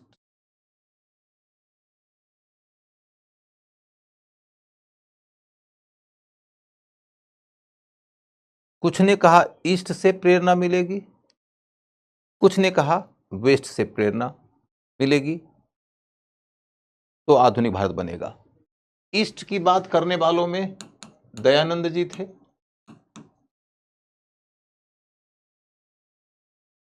सबसे बड़े सुधारक यही थे। जो ईस्ट से आधुनिक भारत की बात करते थे, ईस्ट की शिक्षा से, वेद की शिक्षा से, और वेस्ट की बात करने वालों में से कौन थे?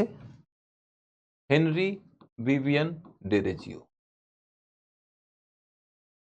ये कहते थे कि सिर्फ और सिर्फ पश्चिम से आधुनिक भारत का निर्माण होगा।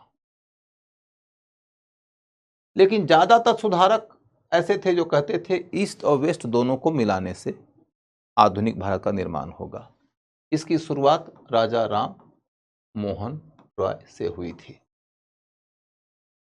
राम मोहन राय के बाद अनेक सुधारक आए, चाहे ईश्वरचंद विद्यासागर हों, बहराम जी मालाबारी हों, जस्टिस राणा डे हों। ये तमाम सुधारक ऐसे थे, ज्यादातर सुधारक ऐसे थे जो कहते थे कि ईस्ट और वेस्ट दोनों के संयोग से ही आधुनिक भारत बनेगा। यहां तक कि बाद के समय में दयानंद जी के अनुयायी भी डीएवी लेकर आ गए। दयानंद जी के अनुयायियों को भी आगे चलकर ये बात समझ में आ गई कि सिर्फ और सिर्फ पूर्वी शिक्षा या वैदिक शिक्षा से आधुनिक भारत नहीं बनेगा, उसमें अंग्रेजी शिक्षा का मेल भी जरूरी है। जहां तक उन लोगों की बात है जो सिर्फ और सिर्फ पश्चिमी शिक्षा से आधुनिक भारत के निर्माण की बात करते थे, उनकी लोकप्रियता कभी हुई नहीं। तो आपको यह अंदाजा लगे कि मोटे तौर पर अधिकांश सुधारक इसी प्लेटफॉर्म पर खड़े हैं कि ईस्ट और वेस्ट दोनों के संयोग से आधुनिक भारत बनेगा। वेस्ट वाले कुछ थे तो वो आगे बढ़े नहीं, तो उनको गौण मान लीजिए। कुछ लोग ऐसे थे जो सिर्फ ईस्ट की बात करते थे, जैसे दयानंद जी, तो उनके अनुयायी भी आगे चलकर कहने लगे कि ना भैया, अकेले ईस्ट से ना होगा, ईस्ट और वेस्ट दोनों चाहिए। तो हम क्या कहेंगे? समाज सुधार की सबसे प्रबल धारा जो थी वो कहती थी कि ईस्ट और वेस्ट दोनों के संयोग से आधुनिक भारत का निर्माण होगा। हमारी चर्चा यहां पर रुकी थी। अब हमने क्या कहा कि समाज सुधार आंदोलन जो हुआ उसकी प्रेरणा और उसके प्रभाव की ओर मुड़ेंगे। अब हम प्रेरणा और प्रभाव का टॉपिक पढ़ रहे हैं। आप हेडिंग साफ देखो, प्रेरणा और प्रभाव। जब हम प्रेरणा और प्रभाव की ओर मुड़ रहे हैं तो हमने ये देखा कि समाज सुधार आंदोलन को प्रेरणा देने वाला एक कारक है पश्चिमी शिक्षा। यदि पश्चिमी शिक्षा का टॉपिक तुम पढ़ोगे ही नहीं तो समाज सुधार आंदोलन के बारे में जो क्वेश्चन आ सकता है उसको समझोगे कैसे? जब पश्चिमी शिक्षा हम पढ़ेंगे तो हम पश्चिमी शिक्षा के विकास को देखेंगे। विकास को देखने के बाद यह देखेंगे कि उसकी शिक्षा ने भारतीय समाज को किस तरीके से प्रभावित किया। प्रभावित करने में पॉजिटिव निष्कर्ष, निगेटिव निष्कर्ष दोनों देखेंगे, यानी पॉजिटिव प्रभाव, निगेटिव प्रभाव दोनों देखेंगे, क्योंकि एक बहुत महत्वपूर्ण टॉपिक है। सारे के सारे बिंदुओं में उतना डिटेल में जाना जरूरी नहीं है, लेकिन पश्चिमी शिक्षा वाले के डिटेल में जाना जरूरी होता है। वो अपने आप में एक इंपॉर्टेंट टॉपिक है जिससे कि क्वेश्चन आता है। तो अब देखो, पश्चिमी शिक्षा का हेडिंग दिया तुमको। पश्चिमी शिक्षा का हेडिंग जब दिया तो तुमको मैंने यहां बताया कि भारत में जब अंग्रेज आए, उन्होंने जो शिक्षा देना शुरू किया उस दिशा में पहले कदम के तौर पर उन्होंने पश्चिमी शिक्षा नहीं इंट्रोड्यूस किया था। पहले कदम के तौर पर उन्होंने पश्चिमी शिक्षा के बजाय अतीत काल की शिक्षा की खोज पर बल दिया था। अतीत काल की शिक्षा की खोज पर बल देने वालों में वॉरेन हेस्टिंग्स का नाम अग्रणी है, और उसके रास्ते उसने एशियाटिक सोसाइटी ऑफ बंगाल और कलकत्ता मदरसा आदि की शुरुआत किया। बाद में जोनाथन डंकन का भी नाम बताया कि उन्होंने संस्कृत विद्यालय वगैरह की स्थापना किया। और यहां से अतीत के बारे में, चाहे हिंदू अतीत हो चाहे मुस्लिम अतीत हो, यानी प्राचीन काल का भारत हो या मध्यकाल का भारत हो, उसके बारे में शोध कार्य को बल मिला। इस शोध कार्य का भी एक असर है भारत के समाज सुधार आंदोलन के ऊपर। इस शोध कार्य का असर यह है कि भारत के वो सुधारक लोग जो कहते थे कि ईस्ट और वेस्ट दोनों के संयोग से आधुनिक भारत का निर्माण होगा, उनको अतीत के बारे में जानकारी देने में इन शोधों का बड़ा महत्व है। इन शोधकर्ताओं ने अतीत के बारे में शोध का कार्य किया और भारत के लोगों ने उसे पढ़ा। तो भारत के लोगों ने जब उसे पढ़ा तो उनको भारत की संस्कृति की श्रेष्ठता का ज्ञान हुआ। उन्होंने वेस्ट को पढ़ा तो वेस्ट की भी महानता का ज्ञान हुआ। तो दोनों की महानता के ज्ञान को उन्होंने एक जगह मिलाकर भारत को महान बनाने के लिए समाज सुधार का विचार दिया। तो अतीत के शोध कार्य जो कि वॉरेन हेस्टिंग्स के काल से शुरू हुए थे, उसका भी समाज सुधार आंदोलन में योगदान है। मैंने आपको बताया कि शुरुआत तो अतीत की शिक्षा से ही हुई थी, शुरुआत तो अतीत के रिसर्च से ही हुआ था, किंतु जब लॉर्ड विलियम बेंटिक आता है तो वह पश्चिमी शिक्षा की ओर भारत को मोड़ दिया। पश्चिमी शिक्षा की ओर भारत को मोड़ देने की कहानी जब मैंने बताना शुरू किया तो मैंने कहा कि भारत में पश्चिमी शिक्षा दी जानी चाहिए का विचार पहली दफा यहां से आती है, पहली बार यहां से आती है। पश्चिमी शिक्षा दी जानी चाहिए का विचार 1813 के एक्ट में जब आया तो उसमें क्या कहा गया था कि 1 लाख रुपया प्रति वर्ष शिक्षा के ऊपर कंपनी वाले खर्च करेंगे, लेकिन वो शिक्षा किस विषय की दी जाए, किस भाषा में दी जाए को लेकर मतभेद हुआ तो पैसा खर्च नहीं हुआ। 10 वर्ष बीत गए, पैसा खर्च नहीं हुआ, तब क्या हुआ कि इसका समाधान करने के लिए कहा गया कि एक सार्वजनिक शिक्षा समिति बनाओ। समिति का दायित्व है कि वह यह सुझाव दे कि किस भाषा में शिक्षा दें, किस विषय की शिक्षा दें। लेकिन समिति के सदस्यों में फिर मतभेद हो गया। कुछ लोगों ने कहा पश्चिमी शिक्षा दो, कुछ ने कहा पूर्वी शिक्षा दो, कुछ ने कहा देसी भाषा में शिक्षा दो, कुछ ने कहा अंग्रेजी भाषा में शिक्षा दो। समिति के सदस्यों के मतभेद के कारण शिक्षा के ऊपर पैसा खर्च होना बाधित ही रहा। अंततोगत्वा लॉर्ड विलियम बेंटिक आया गवर्नर जनरल बनकर और उसने इस सार्वजनिक शिक्षा समिति का अध्यक्ष बना दिया लॉर्ड मैकाले को, और लॉर्ड मैकाले ने अपनी ओर से सरकार को यह अनुशंसा दिया। क्या अनुशंसा दिया कि शिक्षा का विषय क्या होना चाहिए, तो पश्चिमी। शिक्षा की भाषा क्या होनी चाहिए, तो अंग्रेजी। और प्रश्न ये उठा कि क्या हम सभी भारतीय को अंग्रेजी भाषा में पश्चिमी शिक्षा देंगे, तो इसने कहा कि नहीं, सभी भारतीयों को अंग्रेजी भाषा में पश्चिमी शिक्षा देना हमारी नीति का हिस्सा नहीं है।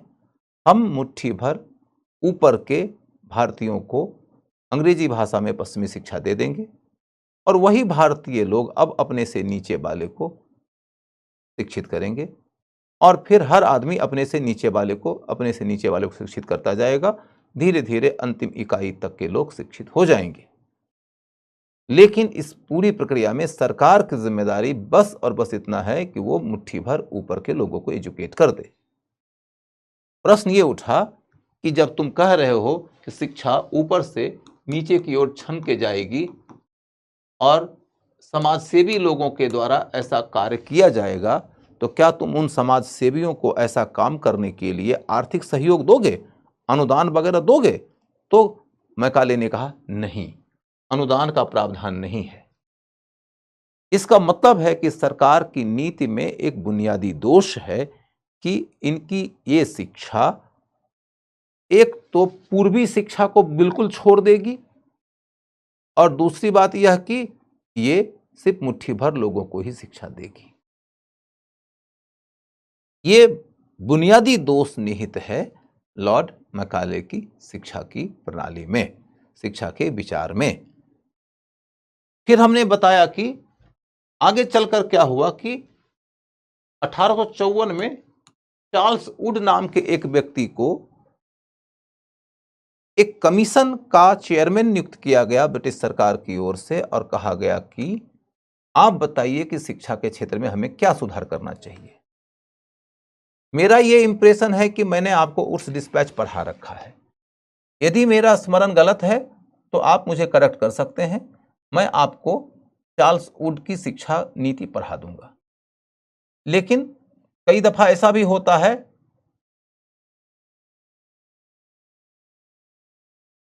सर 1813 और 1854 का तो आपने टॉपिक कवर नहीं हुआ है। ऐसा कैसे कर सकते हो? 1813 का टॉपिक नहीं कवर हुआ है? 1813 में शिक्षा की बात नहीं हुई है? क्या बात कर रहे हो यार?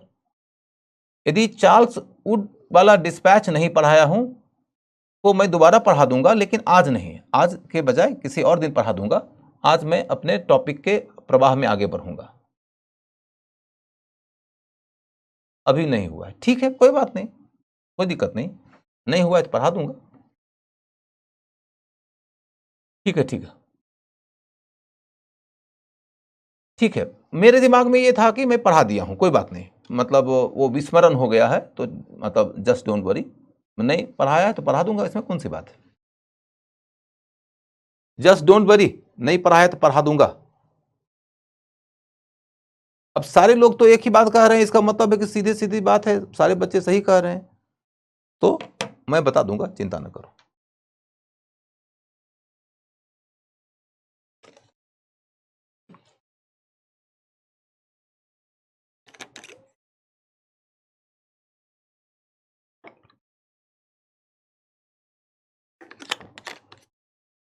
अभी जितनी बात कर रहा हूं उसको समझने में कोई दिक्कत नहीं होगी, इसकी चिंता ना करो।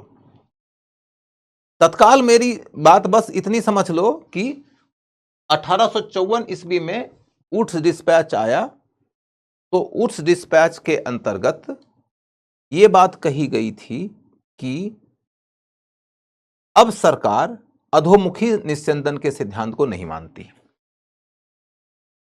पहले मैं जितना लिखवाया हूं उसको समझा देता हूं, फिर मैं तुमको शिक्षा के अगले मुद्दे की ओर ले जाऊंगा, तो एकदम निश्चिंत हो जाओ, अभी के अभी शांत हो जाओ।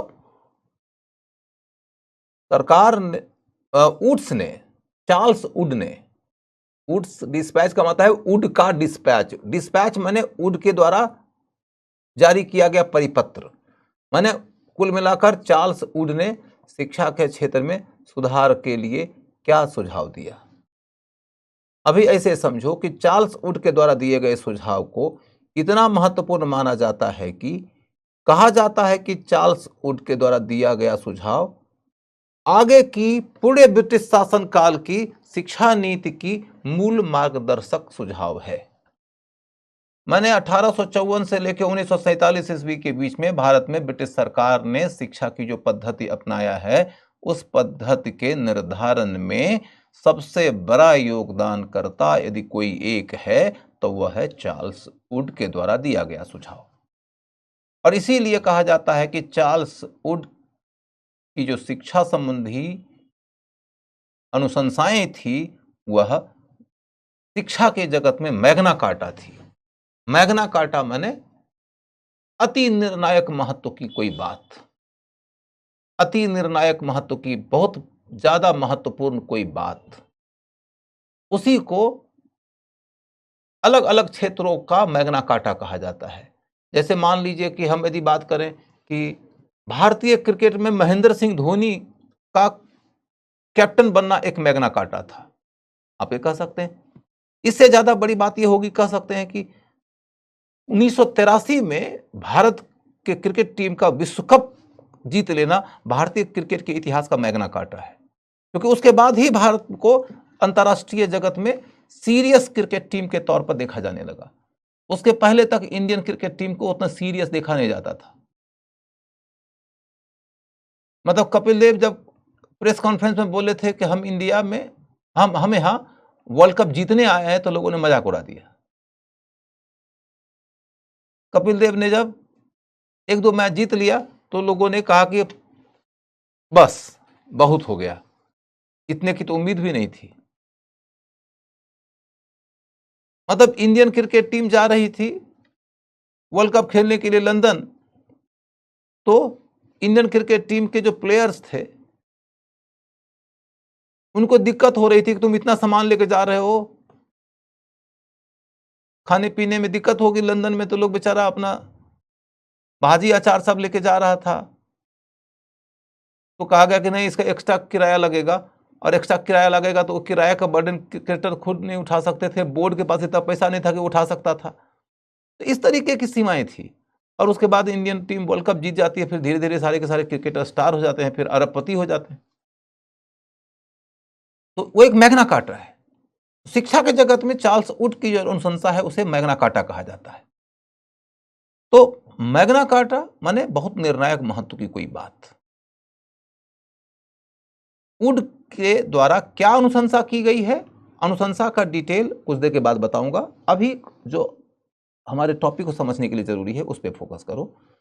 तो वुड की अनुशंसा ये है कि भैया सरकार अब ये जिम्मेदारी लेती है कि हम सभी लोगों को शिक्षित करेंगे, माने आम लोगों को शिक्षित करेंगे। आम लोगों को शिक्षित करना सरकार की जिम्मेदारी है। सभी नहीं लिखना, आम लोगों को लिखना। सार्वजनिक शिक्षा, सार्वभौमिक शिक्षा में अंतर होता है। सार्वभौमिक मतलब होता है सभी लोगों को, सार्वजनिक माने आम लोगों को। तो वुड ने क्या सुझाव दिया? सरकार को यह जिम्मेदारी लेना चाहिए कि वो आम लोगों को शिक्षा देगी। इसका क्या मतलब हुआ? इसका मतलब हुआ कि सरकार ने यह कह दिया वुड की अनुशंसा के आधार पर कि अब अधोमुखी निस्यंदन की नीति के जगह पर हम यह नीति अपनाते हैं कि हम खुद ही आम लोगों को शिक्षित करेंगे। ऐसा नहीं है कि सरकार ने ये नीति जारी रखा हो कि हम मुट्ठी भर लोगों को सिखाएंगे, बाकी लोगों को सिखाने का दायित्व तो सिर्फ समाज का है, हम तो आम लोगों को शिक्षित करेंगे ही नहीं। आम लोगों को शिक्षित नहीं करेंगे, ये किसका सुझाव था? मैकाले का। आम लोगों को शिक्षित करना है सरकार की जिम्मेदारी, ये किसका सुझाव था? चार्ल्स वुड का। और चार्ल्स वुड की नीति को सरकार ने या अनुशंसा को सरकार ने स्वीकार कर लिया। तो सरकार की नीति क्या हुई? क्या अब भी सरकार अधोमुखी निस्यंदन पर टिकी हुई है? तो नहीं। इसे दोबारा समझो कि मैकाले ने क्या कहा था? अधोमुखी निस्यंदन मतलब कि मुट्ठी भर लोगों को हम सिखाएंगे, बाकी लोगों को समाज के लोग सिखाएंगे। यानी कि सार्वजनिक शिक्षा माने आम लोगों की शिक्षा किसकी जिम्मेदारी है? समाज की, सरकार की नहीं। चार्ल्स वुड ने क्या कहा? सरकार को सिर्फ मुट्ठी भर लोगों को नहीं सिखाना है, सार्वजनिक शिक्षा की जिम्मेदारी उठाना है, यानी आम लोगों की शिक्षा की जिम्मेदारी भी उठाना है। यानी कि यदि कोई सरकार चार्ल्स वुड की अनुशंसा को स्वीकार करेगी तो इसका स्वाभाविक मतलब होता है कि अधोमुखी निस्यंदन यानी कि डाउनवर्ड फिल्ट्रेशन की नीति का त्याग हो जाता है। तो डाउनवर्ड फिल्ट्रेशन की नीति उसके बाद त्याग दी जाती है और सार्वजनिक शिक्षा की जिम्मेदारी सरकार की है, ऐसा सरकार स्वीकार कर लेती है। अब अगला मुद्दा है कि जब सरकार सबको शिक्षित करेगी, लड़कों को भी, लड़कियों को भी, गरीबों को भी शिक्षित करेगी, ऐसी जिम्मेदारी उठा लेती है, तो सरकार को भी यह चिंता होती है कि हमारा खर्चा बहुत बढ़ जाएगा। तो उन्होंने कहा कि हम एक रास्ता चुनते हैं कि कुछ लोगों को हम एजुकेट करेंगे अपने इंस्टीट्यूशन के माध्यम से, अपने स्कूल के माध्यम से, कुछ लोगों को हम एजुकेट करेंगे अपने स्कूल कॉलेज के माध्यम से, लेकिन फिर समाज सेवियों का जो एक बड़ा वर्ग है, समाज सेवियों का जो एक बड़ा वर्ग है, हम उन्हें भी यदि ये बोले कि आप शिक्षा के जगत में योगदान करिए, लोगों को शिक्षित करने के लिए अपना योगदान कीजिए, हम आपको आर्थिक सहयोग दे देंगे अनुदान के माध्यम से, तो हमारा काम आसान हो जाएगा। क्योंकि अनुदान के माध्यम से जो शिक्षा दी जाती है वो शिक्षा व्यवस्था तुलनात्मक रूप से सस्ती होती है। वो शिक्षा व्यवस्था तुलनात्मक रूप से सस्ती होती है। कैसे सस्ती होती है? तो सोचो, मैं यदि समाज सेवी हूं, अपने गांव के लोगों को एजुकेट करना चाहता हूं, तो गांव के बड़े बुजुर्ग धनी मानी लोगों के पांव पड़ूंगा, उनकी मिन्नत करूंगा, उनको समझाऊंगा, मनाऊंगा कि भैया आपके पास में बहुत जमीन है, आप हमको 2 कट्ठे जमीन दे दो, वहीं पर मैं स्कूल का एक बिल्डिंग बनाऊंगा ताकि गांव के बच्चों को शिक्षा मिले, और स्कूल के आंगन में आपका नाम लिख दिया जाएगा कि इस स्कूल के लिए जमीन का अनुदान इन्होंने किया है, आने वाली पीढ़ियां आपके नाम की महिमा गाएगी और आपके नाम को लोग दुआएं देंगे, आपके बच्चे फलेंगे फूलेंगे। तमाम तरह की बातें होंगी। भाई हमने गांव के एक सज्जन से 2 कट्ठे जमीन ले ली। उसके बाद फिर क्या होगा कि गांव में अब बिल्डिंग बनाना है, तो कोई चिमनी का काम करता है, भट्टे का काम करता है, हम उनके पास पहुंच गए। हमने गांव के 10-20 ज्ञानी ध्यानी मानजनक सम्मानजनक लोगों को जमा किया, सब लोग के साथ वहां पहुंचे और विनती मिन्नत किया, कुछ ईंट दे दो भैया, स्कूल बनाना है, कितना पैसा कमाए हो, अब कुछ दान करो। हमने उनसे कुछ दान में जमीन ईंट ले लिया। फिर गांव के लोगों में से कई लोग राजमिस्त्री होते हैं, कुछ लोग अलग अलग काम में हुनरमंद होते हैं, कुछ बढ़ई का काम करने में हुनरमंद होते हैं। उन सबों के सामने मान मनोबल किया, भैया कुछ सेवा दान कर दो, स्कूल के निर्माण कार्य में काम करो। गांव के युवकों को इनवाइट किया और कहा कि गांव के कल्याण के लिए बड़ा काम हो रहा है, अपना श्रमदान करो। उन्होंने श्रमदान कर दिया। और भी कुछ छोटे मोटे धनी मानी लोग होते हैं, मध्यमवर्ती लोग होते हैं, उन सबको कहा कि कुछ चंदा दे दो। हमने कुछ चंदा ले लिया और स्कूल बन गया। गांव के 10-5 पढ़े लिखे जो लोग होते हैं उनको कहा कि अब आके कुछ शिक्षा में योगदान देना शुरू करो, पढ़ाना शुरू करो, 1 घंटा टाइम देना शुरू करो आप लोग। और उन्होंने टाइम देना शुरू कर दिया। इस तरीके से बहुत सारी बातें तो मुफ्त में ही हो जाती हैं। और इसी तरीके के मुफ्त की बातों को या मुफ्त के संसाधनों को यदि सपोर्ट करना है तो सरकार का कुछ अनुदान हम भी दे देंगे। कुछ अनुदान सरकार का मिल गया, कई सारी चीजें मुफ्त मिल गई, दोनों के मिला के सस्ते कीमत पर लोगों को शिक्षा मिल जाती है। तो लॉर्ड मैकाले ने कहा था अनुदान नहीं होगा, वुड ने कहा कि अनुदान देना शुरू करो। यह अनुदान ब्रिटिश शासन के अंत तक चलता ही रहा और समाज सेवियों को शिक्षा के क्षेत्र में योगदान देने के लिए सरकार ने अनुदान की जो नीति अपनाया, वह नीति किसकी अनुशंसा पर आधारित है? तो चार्ल्स वुड की अनुशंसा पर आधारित है।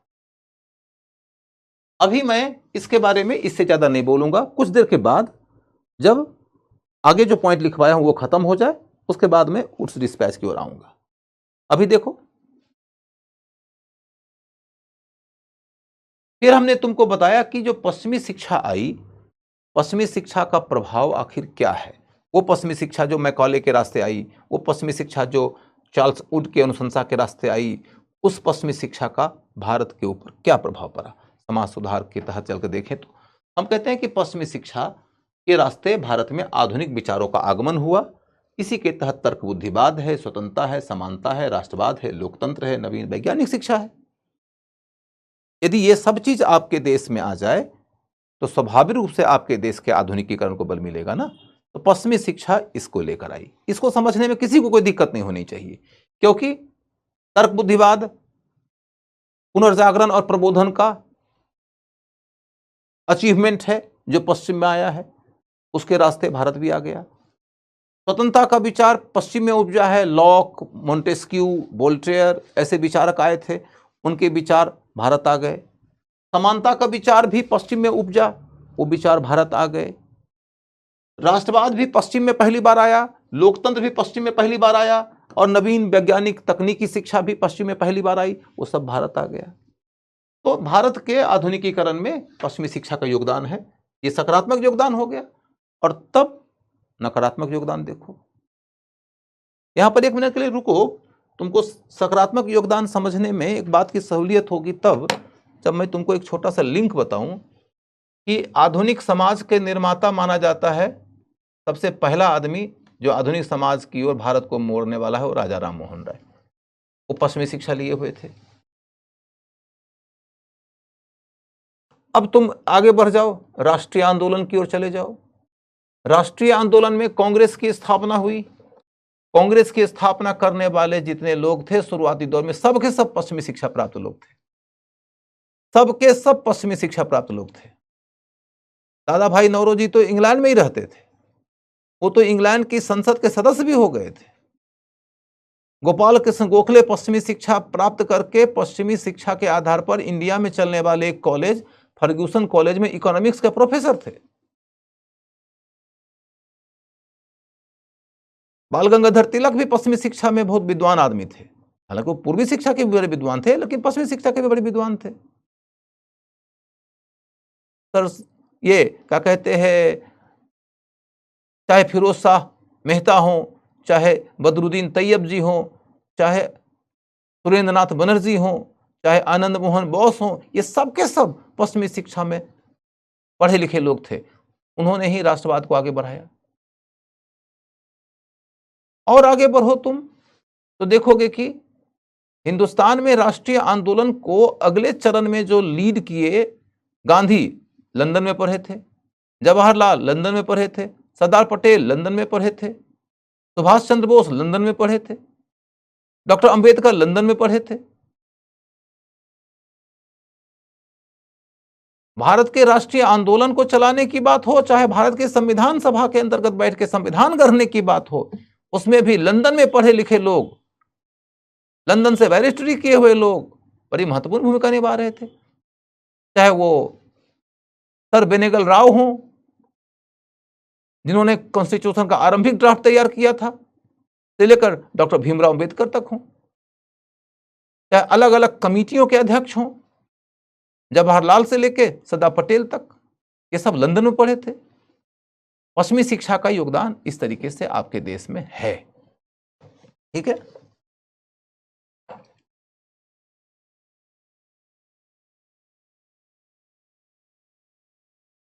अब लंदन पढ़ने के लिए इतना पैसा कहां से है, तुमको क्या मतलब है जी, किसके बाप के पास कितना पैसा था, वो सिलेबस में तुम्हारे,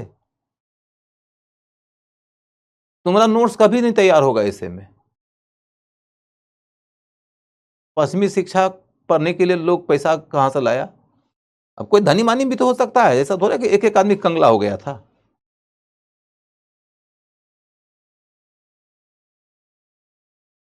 अब कुल मिलाकर हमारी बात पूरी हो गई, पश्चिमी शिक्षा और सुधार की कहानी, सकारात्मक कहानी तो हो गई। अब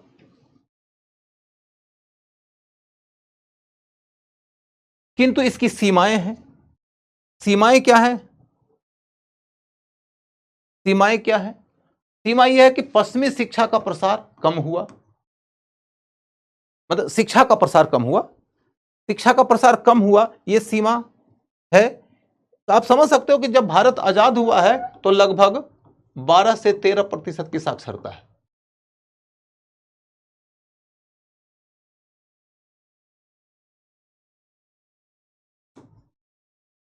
भारत जब आजाद हुआ तो उस समय भारत की साक्षरता का दर कितना था? 12 से 13% तक। ठीक है, उसके बाद तब अगला मुद्दा कि जो पश्चिमी शिक्षा दी भी गई, उस शिक्षा के अंतर्गत यह दिक्कत हो गई कि गणित, विज्ञान, व्यावसायिक विषयों की शिक्षा दी ही नहीं गई। तो यदि आप पश्चिमी शिक्षा दे रहे हैं और चाहते हैं कि भारत का आधुनिकीकरण हो, तो भारत को तो आप वो तमाम विषयों से अवगत कराएंगे ना, उनका प्रचार प्रसार करेंगे ना, वो हुआ ही नहीं।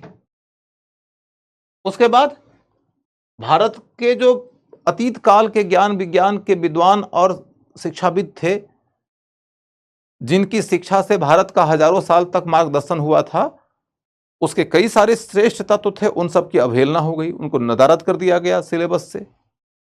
ये बहुत नुकसान हुआ भारत का।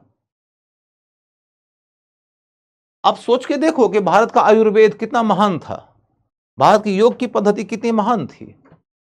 आप ये सोचो कि भारत के वेद के अंदर ऐसे ऐसे ज्ञान तत्व मौजूद हैं जो आइंस्टीन ने 20वीं शताब्दी में जाके डेवलप किया। आपको भारतीय अतीतकालीन दर्शन में इतनी गहराई नजर आएगी, चाहे उपनिषद के दर्शन की बात करो, या जैनिज्म बुद्धिज्म के दर्शन की बात करो, या सांख्य न्याय वैशेषिक के दर्शन की बात करो। आप ये सोचो कि भारत में नालंदा विश्वविद्यालय का इतिहास रहा है, भारत में विक्रमशिला विश्वविद्यालय का इतिहास रहा है, भारत में अर्थशास्त्र की रचना हुई है, मध्यकाल में भी कई सारे साहित्य की रचना की गई है, कई सारे ग्रंथ की रचना की गई है। उन सबों से भारतीयों को काट दिया गया। आप ये सोचो कि भारत में आर्यभट्ट ने पहली दफा दशमलव पद्धति का उपयोग कर दिया, उन्होंने पृथ्वी की त्रिज्या निकाल दी, उन्होंने पाई का मान के बराबर का मान निकाल दिया, उन्होंने ये कह दिया कि सूर्य स्थिर है, पृथ्वी घूमती है। ये सारी बातें उस समय कह दी गई जिस समय दुनिया में कभी किसी ने कहा ही नहीं था। यूरोपीय लोग इस बात पे गर्व करते थे कि बराहमिहिर ने माफ करिए, कि हमारा वैज्ञानिक पहली दफा ऐसा कहा है। यूरोपीय लोग इस बात पे गर्व करते थे कि सबसे पहले हमारा वैज्ञानिक कहा है, कोपरनिकस ने, जिसको आगे बढ़ाया ब्रूनो ने, उसको आगे बढ़ाया न्यूटन ने, गैलीलियो ने। यूरोपीय लोग इस बात पे गर्व करते थे कि हमारे वैज्ञानिकों ने इतनी महान खोज की, उन्होंने कहा कि सूर्य स्थिर है, पृथ्वी घूमती है। सूर्य स्थिर है, पृथ्वी घूमती है की बात कहने वाले कोपरनिकस से लगभग 1000 साल पहले ये बात कह चुके थे आर्यभट्ट। ये सब बातें भारतीयों की शिक्षा में शामिल की जा सकती थी, लेकिन इन सब बातों को भारतीय शिक्षा के पाठ्यक्रम से नदारद कर दिया गया। ये बहुत बड़ा नुकसान हुआ। और फिर मैंने कहा भारतीयों का मनोबल नीचे गिरा। भारतीयों को बार बार कहा गया कि तुम लोगों को यदि एजुकेट होना है तो पश्चिमी शिक्षा हासिल करो, पूर्वी शिक्षा हासिल करोगे पागल आदमी पूर्वी शिक्षा हासिल करेगा, ये देखो पूर्वी शिक्षा हासिल करेगा, पोगापंथी आदमी रूढ़िवादिता सीखेगा, इंसान को इंसान नहीं समझना सीखेगा, महिलाओं को सती कराना सीखेगा। ये देखो, ये आदमी ये सीखेगा कि इसके अतीत काल में दूध की दरिया बहती थी। ये सीखेगा कि इसके अतीत काल में राजा महाराजा 4000 साल 5000 साल जीते थे। यही सीखोगे? और है क्या तुम्हारे अतीत की शिक्षा में? जातिवाद सीखना चाहते हो? अनटचेबिलिटी सीखना चाहते हो? बाल विवाह सीखना चाहते हो? यही तो है तुम्हारी शिक्षा में। ये बातें कह के मजाक उड़ा दी जाती थी। भारतीयों का ऐसे मजाक उड़ाया जाता था, हर दिन तुम 2 जीवन जीते हो। अंग्रेजों के स्कूल में जाते हो, तुम्हारी संस्कृति का मजाक उड़ाया जाता है। घर में आते हो तो घर में पूजा पाठ का काम करते हो, और पूजा पाठ करने के लिए अपने घर के मंदिर में खड़े होते हो और भगवान पे प्रश्न उठता रहता है। भारतीयों के मस्तिष्क को बांट दिया जाता था। तर्क और बुद्धिवाद यदि सीधे तौर पर सिखाया जाए तो कोई दिक्कत नहीं है, लेकिन भारतीयों की संस्कृति का, भारतीयों की परंपरा का, भारतीयों के इतिहास का जो मजाक और मखौल उड़ाया जाता था अंग्रेजों की शिक्षा संस्थानों में, तर्क और बुद्धि की कसौटी पर क्या यही मखौल वो पश्चिम के धर्म का उड़ा सकते थे? तो नहीं उड़ाते थे।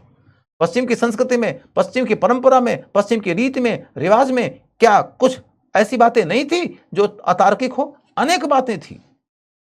राजा राम मोहन राय ने यही तो किया था अपनी एक किताब में लिख के। एक किताब लिखा उन्होंने, एक किताब लिखा उन्होंने जिसमें कि उन्होंने ईसाइयों के धर्म की विवेचना किया और उनकी अच्छी और बुरी दोनों बातें उजागर कर दी। ईसाई लोग नाराज हो गए राम मोहन राय से। राजा राम मोहन राय ने वो कौन सी किताब लिखा था जिसमें उन्होंने ईसाइयों की विवेचना किया, जिसमें अच्छी बुरी दोनों बातें कह दी, जिससे ईसाई नाराज हो गए थे? आप लोग में से कोई बता सकता है? बताओ। राजा राम मोहन राय की बड़ी प्रसिद्ध किताब है वो। राजा राम मोहन राय की बड़ी प्रसिद्ध किताब है। तो उन ईसाइयों का जो दोष है वो तो स्कूल के शिक्षक लोग नहीं बताते थे, क्योंकि सारे के सारे शिक्षक ईसाई होते थे और वो लोग भारतीय धर्म का मजाक उड़ाते थे, चाहे हिंदुओं का धर्म हो चाहे मुसलमानों का धर्म हो। उन्हें चुटकुले का, मुहावरे का, लतीफे का माध्यम बना लिया जाता था। भारतीयों का आत्मबल गिरता था। Very good.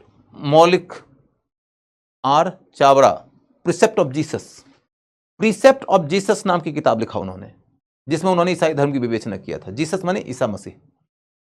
ठीक है, तो शिक्षा की सीमा ये थी। और तब हमने कहा कि शिक्षा की ये सीमा क्यों थी भैया? ऐसी शिक्षा नीति क्यों अपनाई?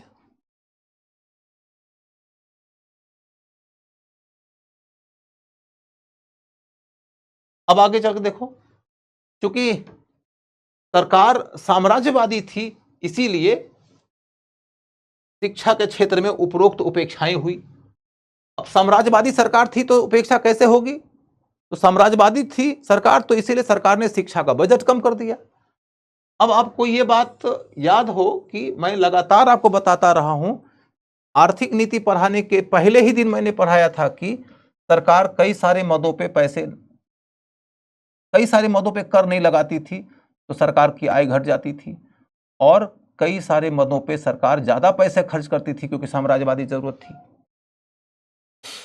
साम्राज्यवाद की जरूरत को ध्यान में रखते हुए सरकार कई सारे मदों पे पैसे नहीं लगाती थी कर के रूप में, तो आय कम, और साम्राज्यवाद की जरूरत के मद्देनजर कई सारे मदों पे बहुत पैसे खर्च कर देती थी, व्यय ज्यादा। आय कम और व्यय ज्यादा होगा तो शिक्षा की उपेक्षा होगी ही होगी।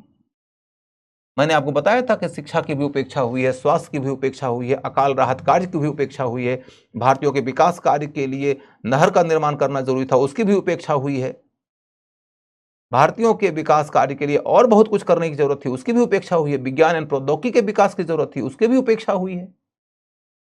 क्यों?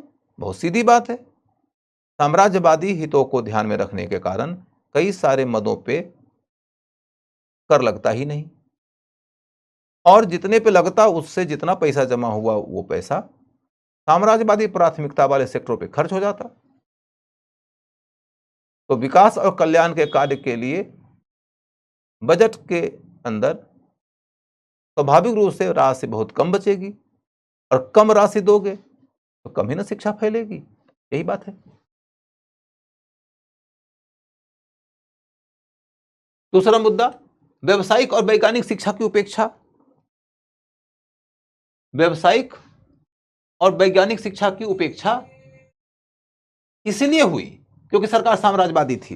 सरकार को क्या मतलब है कि तुमको व्यवसायिक शिक्षा मिले, क्या मतलब है कि तुमको वैज्ञानिक शिक्षा मिले? सरकार को भारत में शासन चलाना है ताकि उसके हित की पूर्ति हो, उसे कच्चा माल मिले, उसे बाजार मिले, वो अपने वित्तपतियों के धन का निवेश करा सके, वो तुम्हारी सेना का इस्तेमाल कर सके, वो तुम्हारे देश में अपने लोगों को रोजगार दे सके। सरकार का तो ये इंटरेस्ट है, तुम्हारे यहां से धन का निष्कासन हो सके, सरकार का तो ये इंटरेस्ट है। सरकार का इसमें थोड़े ना कोई इंटरेस्ट है कि तुम्हारे लोगों को विज्ञान की शिक्षा मिले, तुम्हारे लोगों को गणित की शिक्षा मिले, तुम्हारे लोगों को इकोनॉमिक्स की शिक्षा मिले, तुम्हारे देश में समृद्धि आ जाए। सरकार की ऐसी कोई मंशा नहीं है। तो जब सरकार की ऐसी मंशा ही नहीं है तो जो मुट्ठी भर पैसे वो खर्च करेगी शिक्षा के ऊपर, वो उन विषयों की शिक्षा देगी जिन विषयों की शिक्षा से भारत में शासन चलाना आसान हो सके। इसलिए वो प्राय आर्ट्स के विषयों की शिक्षा देती थी, विज्ञान के या व्यावसायिक विषयों के एजुकेशन की उपेक्षा होती थी। यदि भारतीयों की अपनी सरकार होती तो यह उपेक्षा नहीं होती। आप देखोगे कि इंडिया में 19वीं शताब्दी के अंत तक साइंस से पोस्ट ग्रेजुएशन की पढ़ाई की व्यवस्था ही नहीं थी। एमएससी के कोर्स की शुरुआत 19वीं शताब्दी के अंतिम वर्ष में हुई थी। एमएससी, मास्टर इन साइंस की शिक्षा की शुरुआत इंडिया में ब्रिटिश शासन के दौरान 19वीं शताब्दी के अंतिम वर्ष में हुई थी, यानी समझिए कि लगभग 20वीं शताब्दी में हुई थी, क्योंकि सरकार को कोई इंटरेस्ट ही नहीं था इस तरह के मामलों में। इसके बाद फिर देखोगे कि भारतीयों को अतीत से क्यों दूर रखना चाहते थे। क्या अंग्रेजों की सरकार ने भारतीयों को उसके अतीत से इसलिए काट दिया क्योंकि भारतीयों का अतीत बहुत बेकार था?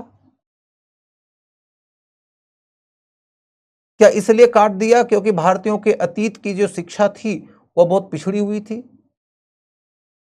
उसमें रूढ़ियां थी, उसमें अंधानुकरण की प्रवृत्ति थी, उसमें मनुष्य की स्वतंत्रता के विरोध की भावना थी, मनुष्य के बीच में समानता के विरोध की भावना थी, वह विकास विरोधी शिक्षा थी? क्या मात्र इसलिए भारतीयों को उसके अतीत की शिक्षा से दूर किया गया? तो ऐसा नहीं है। भारतीयों की अतीत की शिक्षा से भारतीयों को दूर कराया गया, भारतीयों को दूर कराया गया तो उसका कारण यह था कि अंग्रेजों को यह पता था कि भारतीयों को यदि, लिख लो इसको, लिख लो एक पॉइंट को, अंग्रेजों ने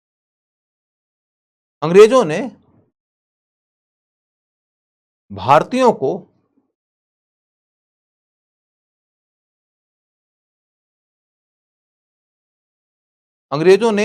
को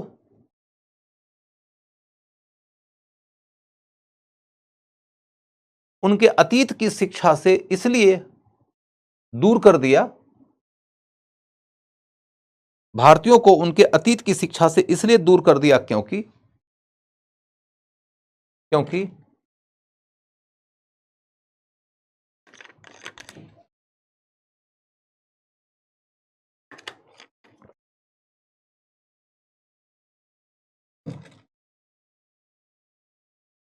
अंग्रेजों ने भारतीयों को उसके अतीत की शिक्षा से इसलिए दूर कर दिया क्योंकि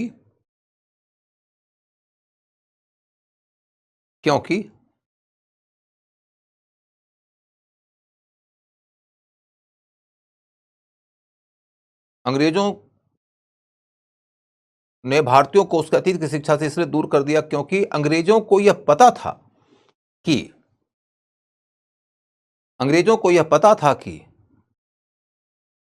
यदि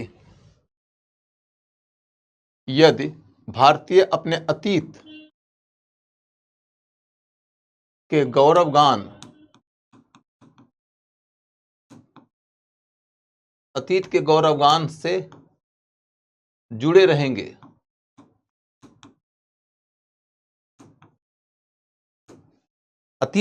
गौरवगान से जुड़े रहेंगे, तो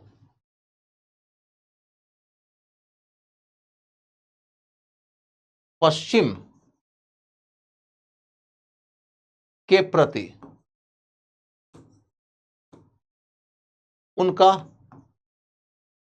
समर्पण नहीं हो पाएगा। पश्चिम के प्रति उनका समर्पण नहीं हो पाएगा।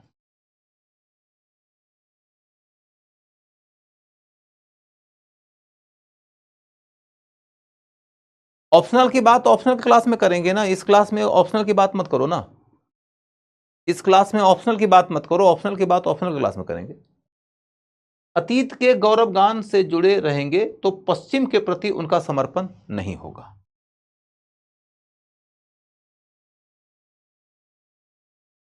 पश्चिम के प्रति उनका समर्पण नहीं होगा। क्लियर है?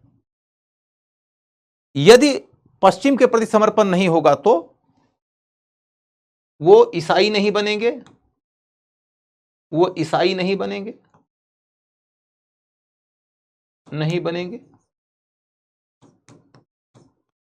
और साम्राज्य का विरोध कर सकते हैं, साम्राज्य का विरोध कर सकते हैं।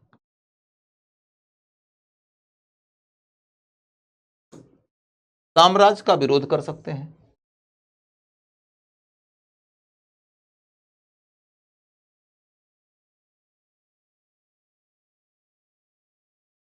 वास्तव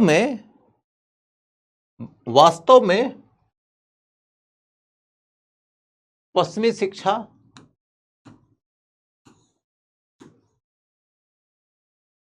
के पीछे सरकार का उद्देश्य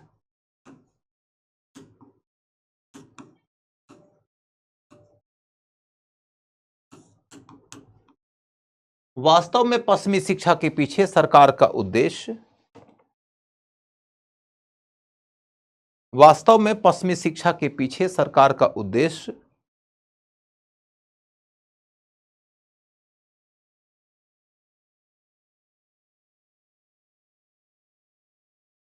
वास्तव में पश्चिमी शिक्षा के पीछे सरकार का उद्देश्य भारतीयों का आधुनिकीकरण नहीं था। भारतीयों का आधुनिकीकरण नहीं था।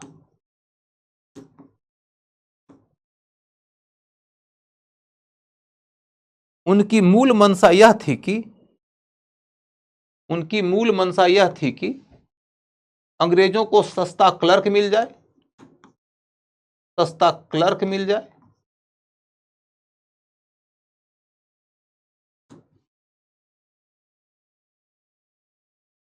भारतीय लोग अंग्रेज वस्तुओं के उपभोक्ता हो जाएं, अंग्रेजों के उपभोक्ता हो जाएं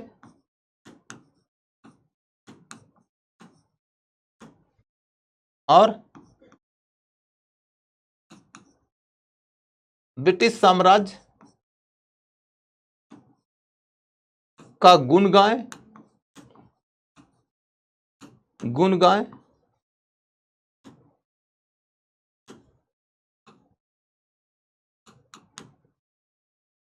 और अतीत से भारतीयों का संपर्क टूट जाए, अतीत से भारतीयों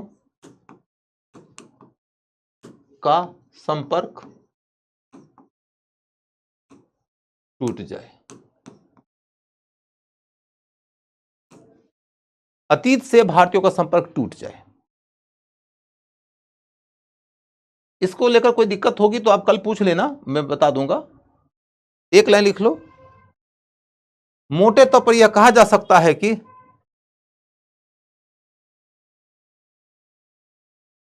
मोटे तौर पर यह कहा जा सकता है कि मोटे तौर पर यह कहा जा सकता है कि क्या कहा जा सकता है? मोटे तौर पर यह कहा जा सकता है कि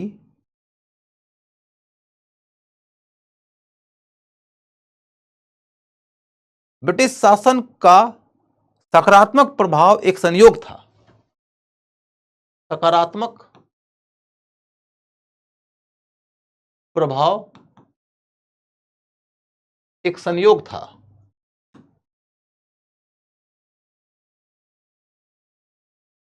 और नकारात्मक प्रभाव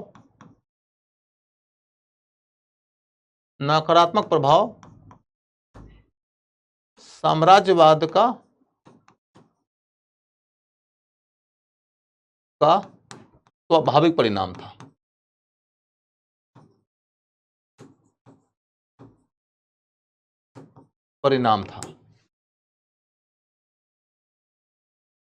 निष्कर्ष रूप में कहा जा सकता है कि ब्रिटिश सरकार का निष्कर्ष रूप में कहा जा सकता है कि पश्चिमी शिक्षा का सकारात्मक प्रभाव एक संयोग था। जो तुम्हारी मंशा नहीं है, यदि वो परिणाम निकल जाए तो हम इसे क्या कहेंगे? तुम्हारी मंशा ये नहीं थी कि आधुनिक भारत बनाना है, तुम्हारी मंशा ये नहीं थी कि राष्ट्रवाद चलाना है, तुम्हारी मंशा ये नहीं थी कि भारत में लोकतंत्र लाना है। कौन चाहेगा लोकतंत्र लाना? साम्राज्यवादी सरकार, कोई नहीं चाहेगा। कौन चाहेगा साम्राज्यवादी कि भारत में राष्ट्रवाद आ जाए? कोई नहीं चाहेगा। राष्ट्रवाद का आना, भारत में लोकतंत्र की चेतना का आना, भारत में आधुनिकीकरण का ओवरऑल आना, यह साम्राज्यवादियों की मंशा नहीं थी। फिर भी परिणाम है तो यह संयोग है। और नकारात्मक बातें जितनी हुई है वो उनकी योजना का स्वाभाविक परिणाम है। यही निष्कर्ष है। आज का क्लास यहीं पर रुकेगा। नमस्कार।